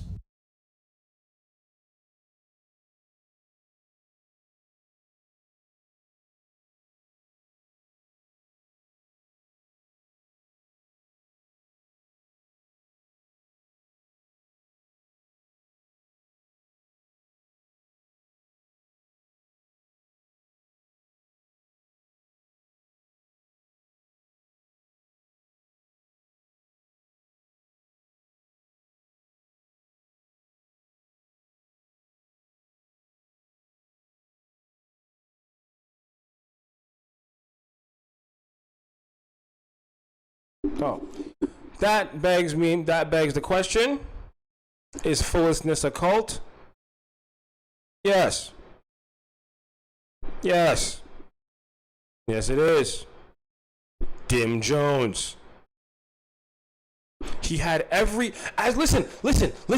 I pointed out every single reason why I think Leland would have been a cult leader had he been smarter. I put an actual presentation together. So for anyone to tell me I'm dragging it or I'm making this up or it's just all in my head,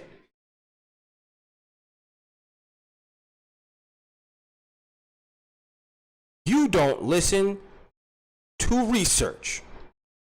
Leland always says, do research. You gotta research. Just look, chat GPT it, bro. I put together an entire fucking, I guarantee you, I could send this off to one of my old professors and get it graded. Leland, you decided to mess with someone that still knows how to use their brain. Not smart. Not smart at all.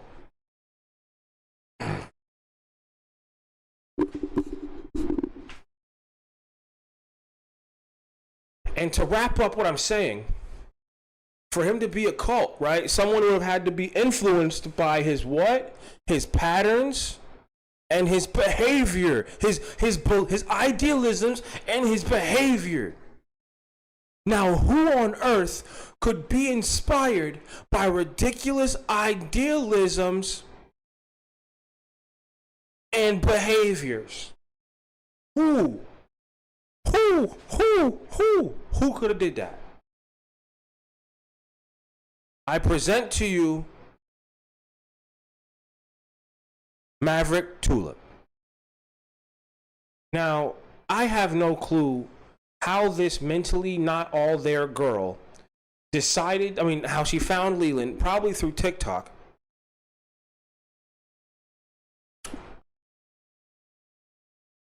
But she followed his ideas to a T. When I say she copied Leland on everything that he said, I mean everything that he said. Everything that he said. Everything. She stacked the money up in the tent. She showed how terrible her life was. She showed how she showered in this bitch. Should we watch her make chicken wings? That was fucking awful. I just want to make fun of Maverick Tulip again for a little bit. That's always fun. Yo, don't you dare show me that fucking skateboarding shit. Okay. Does this video...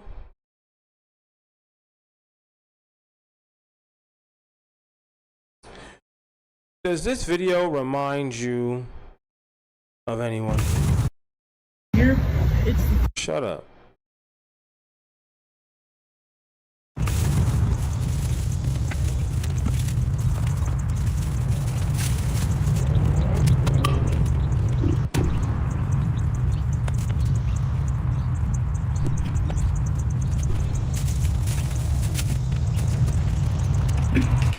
She lives in a tent with 5 cats and her weird, creepy, probably serial killer boyfriend.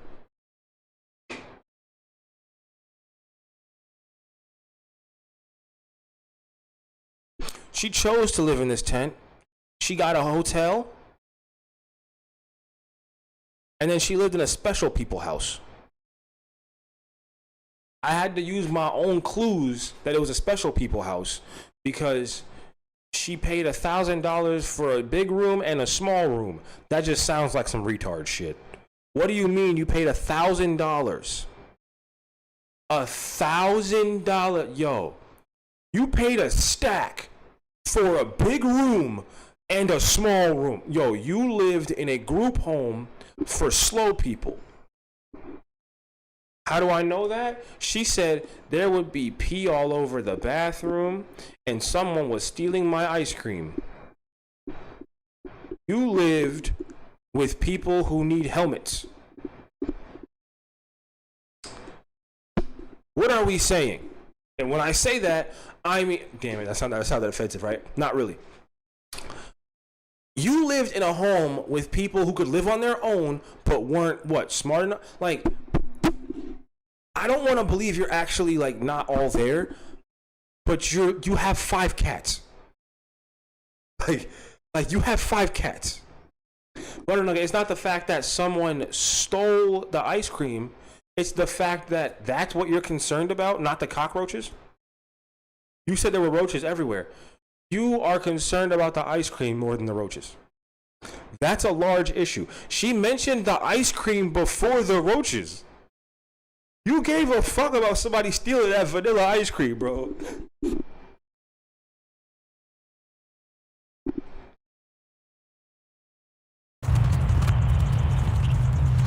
She did the sped up shit. I know a high functioning autistic person who lives in a place like that.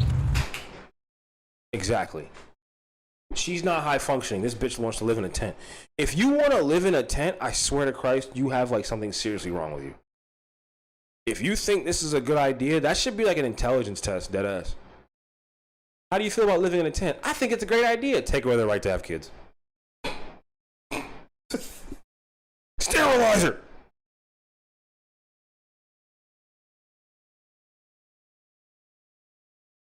Hey, let's make these together. You live in Georgia and you're making frozen wings? I never thought of that. She literally lives in Georgia and she's making frozen wings. You can probably get some Atlanta strip club wings frozen and you can make them hoes in the oven. Why are you making Tyson wings? If you don't get some lemon pepper shits from some place up the store or up the street, making me mad too. You're making me goddamn mad.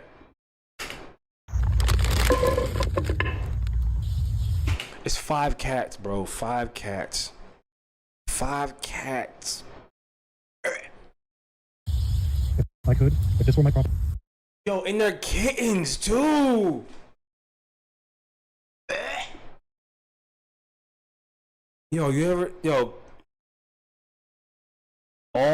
All baby animals, all baby anything alive, it smells worse. You know that. If you ever had a small animal, if you ever had a kid, you know that small things, their waste smells a million times worse. I don't know. It just does. It just does. It's 5 kittens, bro. Inside the tent. That's 5 baby cat shits every like 2 hours.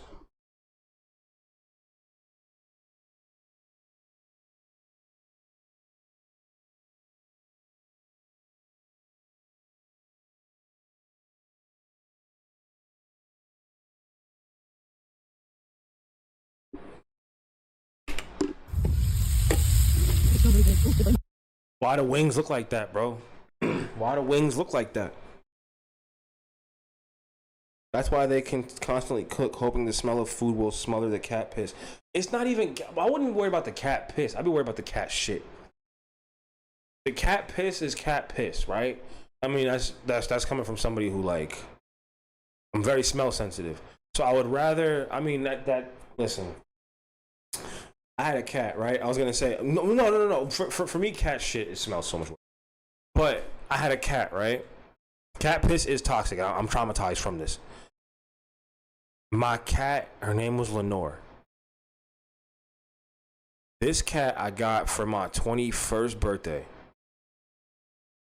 I had to give this cat away to, or give it to somebody who had like a large amount of animals and property and stuff, because this cat destroyed my life.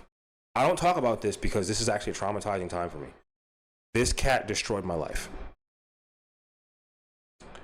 I was in the full swings of addiction. This cat was peeing on everything that I owned. I mean, I had to get rid of an entire couch, chairs. And I'm buying everything off of straight cash and illegal activity. So I'm constantly having to spend re-up money to get new things. I had to buy a new bed, several couches, chairs, clothes, like covers, everything. And it was, and it's, and is. This went on for 2 years. So I'm just buying new shit. Clothes get ruined. All right, throw them away. Buy new ones. Bed gets ruined. Bed. The whole bed gets ruined. All right, toss it. This was my life for 2 years. So I just, and it was, I made so many excuses in my head. Because like now it's not just ruining my stuff. This cat's ruining people who are, the fuck out of here. Sorry.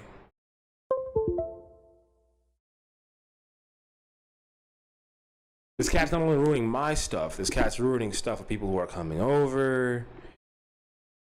This cat's ruining everything. At one point, I had a plastic bin that I had a bunch of growing things inside of. A bunch of other plastic containers inside of this plastic bin. I saw Lenore sitting by the plastic bin. I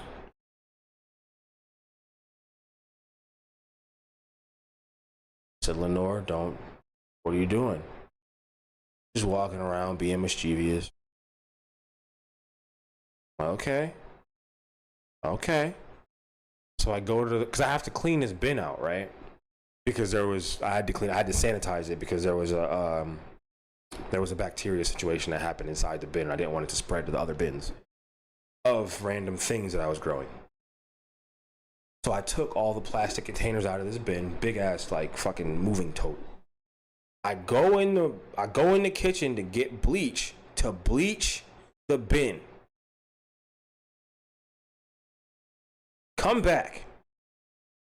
All the plastic and all the growing things that move out of this bin, right? And like I clean every bin that has a bacteria or a mold issue during my grows, I use bleach. And then I do an alcohol and salt scrub after the bleach is gone.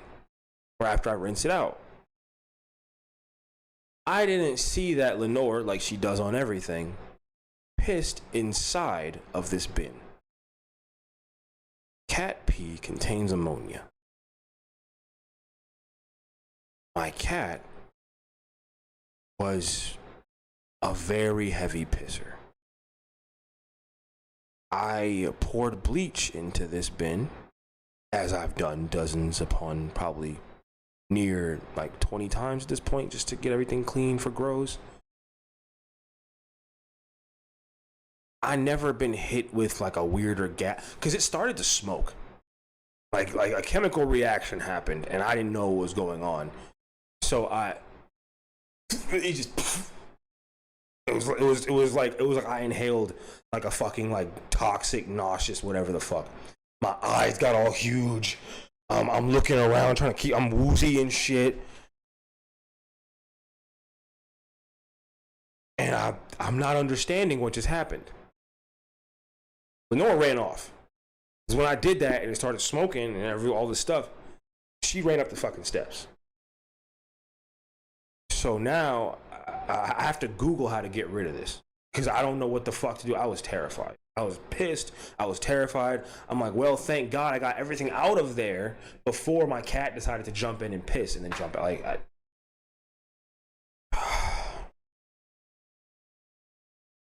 that cat cost me so much money. The only line I drew, my cat committed a war crime. That wasn't the only one. But the only line I drew was when I was cleaning up a puddle of her pee, and as I'm cleaning it up, I turned to get the spray bottle, to keep cleaning, and she pees on my hand. She pissed on my hand. As I'm cleaning, she peed on my hand. And I just gave up. I'm like, well, you're clearly not supposed to be here. Nope. I'm tired of fighting on this. Got it. This is the same cat that woke me up from 2 overdoses, which is why she's the only reason that's the only reason that she was there. The only reason I didn't get rid of her sooner was because she saved my life twice. Only reason I did not get rid of her sooner. And then after that, I'm like, yeah, I repaid my debt. You just pissed on my hand. I repaid my debt. I'm sorry, but Lenore making mustard gas is I could have died. Probably not died, but I probably could have took brain damage or something. My cat did not like me. She did not like me. I loved her though. I got her for my 21st birthday. Yeah. The only reason I didn't, I did not get rid of her sooner was because she cut my forehead when I was like not seizing out, but I rolled a little bit too hard in the bathroom one night. I rolled too hard, nigga. I was gonna die, and I was sweating really bad. I woke up, whole shirt drenched in sweat, and I got this little, like, not newborn kitten, but 2.5-month old kitten on top of my head, cutting my forehead, doing this shit, trying to wake me up. The other time, she was biting my feet and then clawing my chest and then going back to feet to chest. But she woke me up. She did not want me to die. She did not. Okay, the first one was like alcohol poisoning, so I wasn't gonna die probably. But the second one, for sure. What? I was feeling my chest fucking doing this shit. I'm sweating. Yeah, I thought I was out of here. The first one, I knew I was gonna wake up in a little bit. My roommates were being dramatic. They saw me chug 2 bottles of wine when the new guy got there, and I wanted to assert my dominance. I passed out in my doorway. Passed out right in my doorway. What is it? No. They put my cat in my room and kind of attempted to close the door. Not really. Yeah. Second time, this thing's on video too. I cracked. Yeah, I was a wild nigga. I cracked a really strong, because the homie who I used to buy drugs from, he told me, hey, don't take this whole pill. And I said, you think I'm a bitch. I don't like that. I cracked the whole thing. Not cracked the whole thing, but it was a capsule. Real good Molly inside. Popped the capsule, poured it inside of like an ocean spray. There's a reason that you don't put MDMA inside of sugary drinks. It dehydrates you faster. You're supposed to put it in water so you hydrate yourself while you're doing the substance. I didn't understand that yet. This was only like my 12th or 13th time doing this shit. I was doing it way too much at the time. I've only been doing it for like a month. But in this little juice thing was enough amphetamine to put down, I don't know, your local tweaker. But I was ready. You should have known something was up when you see cat gas mask in your... Nah, she was trying to kill me other way. No, she wanted me alive, but she just wanted to torture me. But in this little juice container, I decided to drink way too much of that, eat like 2 grams of mushrooms and 3 hits of acid. I wanted to see hell that night. And I knew that I was going to see hell that night, because when I got done washing down the mushrooms, when everything kicked in after a while, the acid started to hit. The acid hit first. And then as I'm laying down on my bed, everything's fun. I felt like the underwave of mushrooms come up, and I saw a skull, not a skull, it was like a skull coming down and being like laughing in my face. And I was just ready. I'm like, bitch, I don't give a fuck. You can laugh at me. I kept saying, laugh it up, laugh it up. And then like 2 hours later, I'm waking up in the bathroom floor sweating, thinking I'm gonna die. Yeah, with a cat on my forehead, or a cat on top of my head. Waking me up. Yeah. I was a wild nigga, bro. Wild nigga. Those aren't even my last overdose stories. Those are like the first 2. They get funnier every time. They get funnier every time. At one point, I was just in the homie's crib. Nobody knew that I was munching pills the whole night. Woke up in the middle of the night. Yeah, the visuals, bro. Those fucking skulls were coming down and laughing at me. And I said, laugh it up, bitch. Laugh it up. I'm ready for hell. Because whenever like I felt like a bad trip was coming on, I would just reverse psychology that bitch. Like, nope, I'm about to have fun, nigga. What? I'm about to put on a real scary movie. Fuck myself up. Now you can't be scared because I'm scared. You can't scare me. I'm already scared. Haha. What? That's how I used to watch any movie on LSD. Any movie. I don't care how fucked up it was. I was watching it, tripping, and laughing about it. I watched a Jim Jones documentary on acid one time. I never laughed more at a disaster in my life. I never laughed more at a disaster in my life. Never. Those people lost their lives. And I couldn't stop laughing. It was like an intake of information. And I just couldn't help it. I was like, oh my God, this is awful. I've never heard of this. Who would fall for this? Yeah, they fell for it.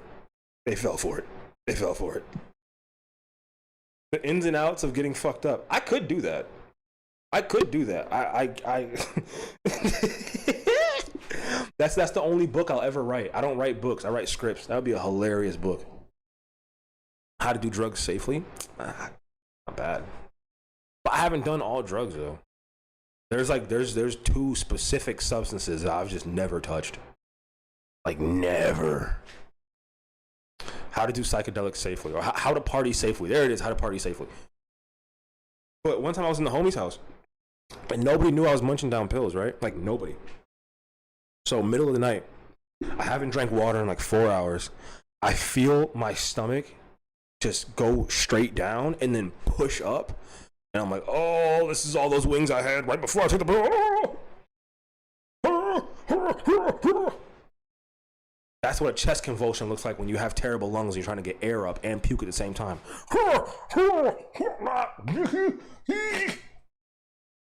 In that nigga's driveway at like 2-something a.m.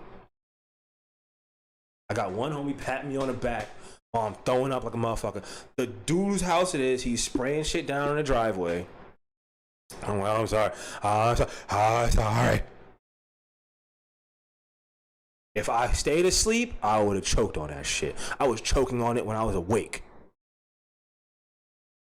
I don't have good lungs.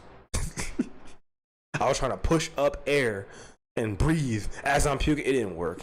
It didn't work. But yes, my cat, the awful one, for sure saved me from an issue. Couple of them. Don't do drugs, kids. Don't do drugs.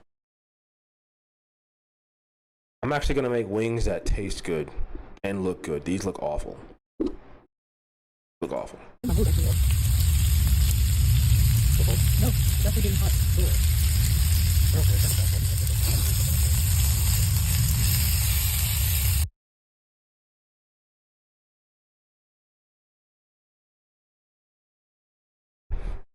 Why they look like that?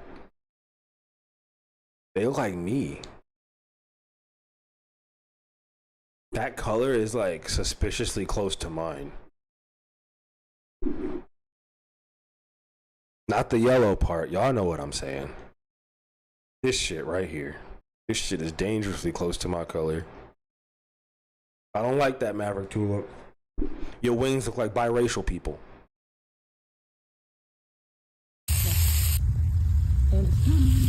Oh my gosh. Okay, you guys. Okay, I'm done. That just screams in Buffalonian. That just hurt me. I can literally go to any random corner store and get wings 100 times better than this. This is breaking my heart. This is breaking my goddamn heart. And you know what I'm doing? I'm heartbroken. I actually watch High School Musical when I'm heartbroken. I watch all 3 High School Musicals. You know why? Because if that nigga Troy Bolton can make a fool of himself for 3 fucking movies, I can do it.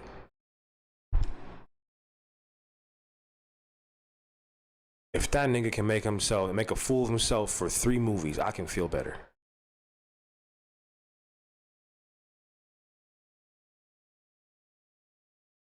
High School Musical is one of the best movies to ever grace the silver screen and your television. If you watch that movie too close, is that what will not make me sad? That's what makes me not sad. But that's because I grew up with that shit. I grew up with High School Musical. I watched that through many difficult times. Also, another lore drop for anybody who stayed this long, you get another treat. I listened to the High School Musical soundtrack every day in 4th grade. Every day, I had it playing on complete loop.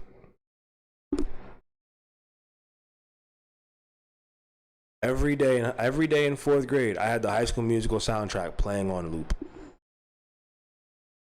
If you play any song from the High School Musical movie, I will know every word. It's a very sad thing. It'll take me a while to catch up, but my brain will get in the groove every single time. Every day.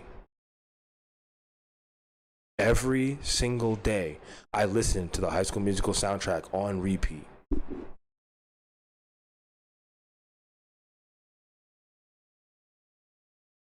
That's why you know the songs, yes. He doesn't go. Oh yeah, my fucking Leland parody. He doesn't go to this school. Can he leave? He's making me very uncomfortable. He doesn't go to this school. Stop fucking playing with me, bro. Stop it. Stop it. Vanessa Hudgens, I've done so much fucking ecstasy to Vanessa Hudgens music. Holy shit. An inappropriate amount of pills have been chewed by me to Vanessa Hudgens music. Say okay. Just roll away. That was me all the time. I was rolling away to that music. What? I've at least chewed 100 pack to Vanessa Hudgens music. I've minimum chewed 100 pack to Vanessa Hudgens music. Elliot Yamin too. Fuck it about. And Johnny, I will wait for you. No, Elliot, I mean Crush, right? Yeah, I think Crush. Yeah, I think Crush. I'm high as hell right now. My bad. Yeah, I mean, got that song. Yeah, yeah. Yeah. Nah, bro, I used to listen to the most early 2000s music when I would be off the pills. My favorite shit. Don't turn on that Cascada.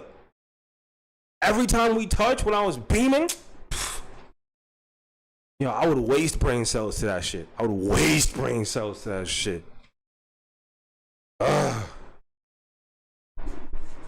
Also, I used to watch Total Drama Island when I was tweaking all the time. I don't know why. I used to love Total Drama Island all the time, bro. When I was tripping, that shit used to be so funny.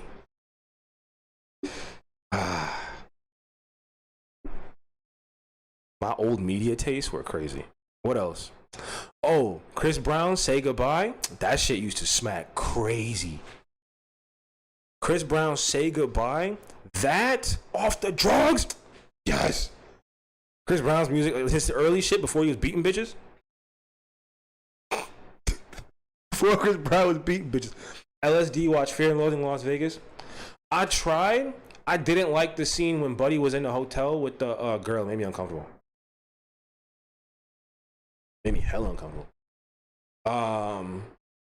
There are certain scenes in movies. I know I can watch anything on acid, right? That doesn't mean it doesn't make me uncomfortable. Certain things can make me uncomfortable. I'll still watch them. Like Enter the Void. There's the scenes in there. The Enter the Void.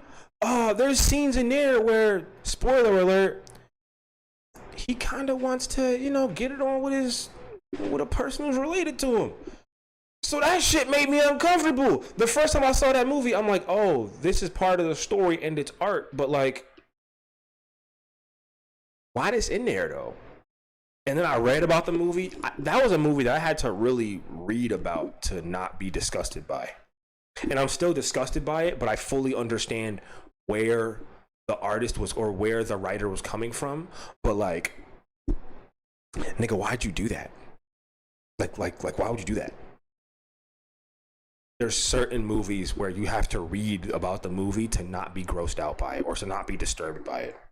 And Enter the Void, if you read about Enter the Void on Wikipedia, you will see why it's disturbing. It's not really disturbing, but it's like, ooh, I don't want to watch that. Or it's like, I might want to watch that. Another one that I really enjoyed was The Machinist. It's about a man losing his mind. I watched that when I was going through my psychosis issues. Stupid decision. I was smoking a fat ass blunt watching The Machinist. I had to put that shit out and go to sleep. I'm like, am I hallucinating my life?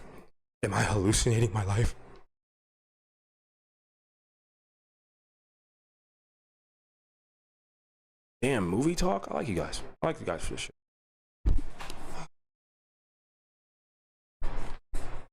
What was another favorite of mine? I liked Pineapple Express until I realized the whole movie was based on paranoia. The entire movie of Pineapple Express is paranoia.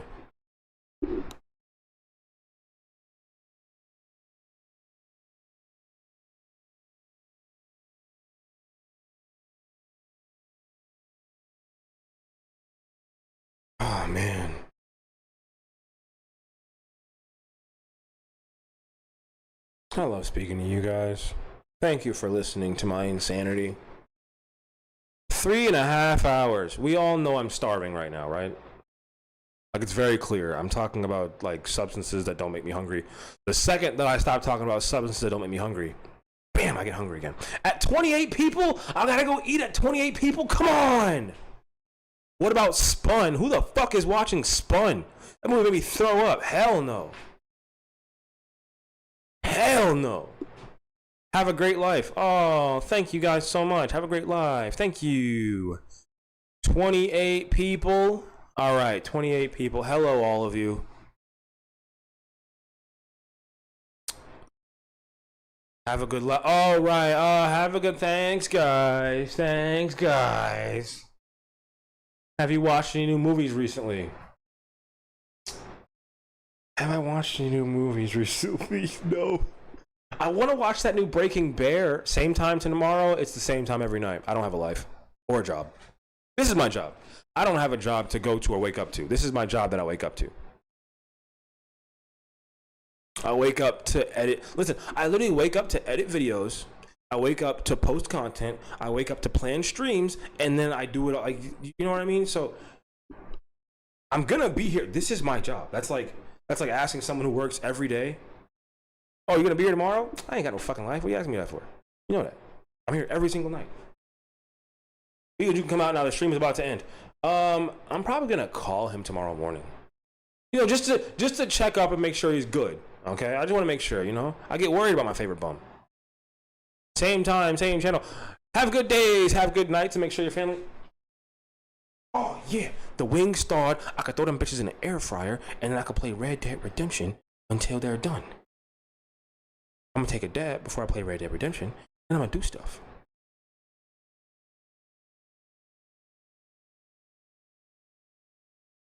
All right, have good days, have good nights, and make sure your family knows you love them. This has been Pineapple from Broke House Radio, wishing you a good night, a happy departure. I will see you guys here next time. You sat through my entire presentation. You sat through my entire goddamn presentation. I play Red Dead. You listen to me right now. Yes, I play Red Dead. Okay, my character is an escaped slave who has schizophrenia. My character is an escaped slave who has schizophrenia. You understand me? He can't hear you. He's deaf and schizophrenic. He's deaf and schizophrenic. He runs around. He hasn't cut his hair in months. So just the average escaped slave. Yes, deaf and schizophrenic. He's deaf, schizophrenic, and has a bunch of shiny weapons. He's got mad money. Whenever I'm on a long trek somewhere, any person he sees, he kills. Because he doesn't know if you're trying to hurt him or not. He's a deaf schizophrenic. I don't know if you're trying to hurt me. So anytime if I'm just going to the post office, like a couple, fucking, couple roads over, you know what I mean? Like not too far over, fine. But if I'm going from tiny little desert shack all the way to one of the main towns, anybody he sees could be a threat. Gotta kill him. Gotta kill him. I'm talking shotgun to the back, horse chases, everything. This man is a psychopath. No one gets by him. If you pass him, you are dying. Or he's going to try to kill you. I don't control him. You know what he says when I try to control him? I can't hear you. I don't know. That man looked at me wrong. Now his hat go bye-bye. Kaboom. I can't hear you. I don't know. Okay, I'll see you good. Leave it. This is Leland's like triple great grandfather. Double tap that can. I've been a cowboy for 10 days to avoid getting a job.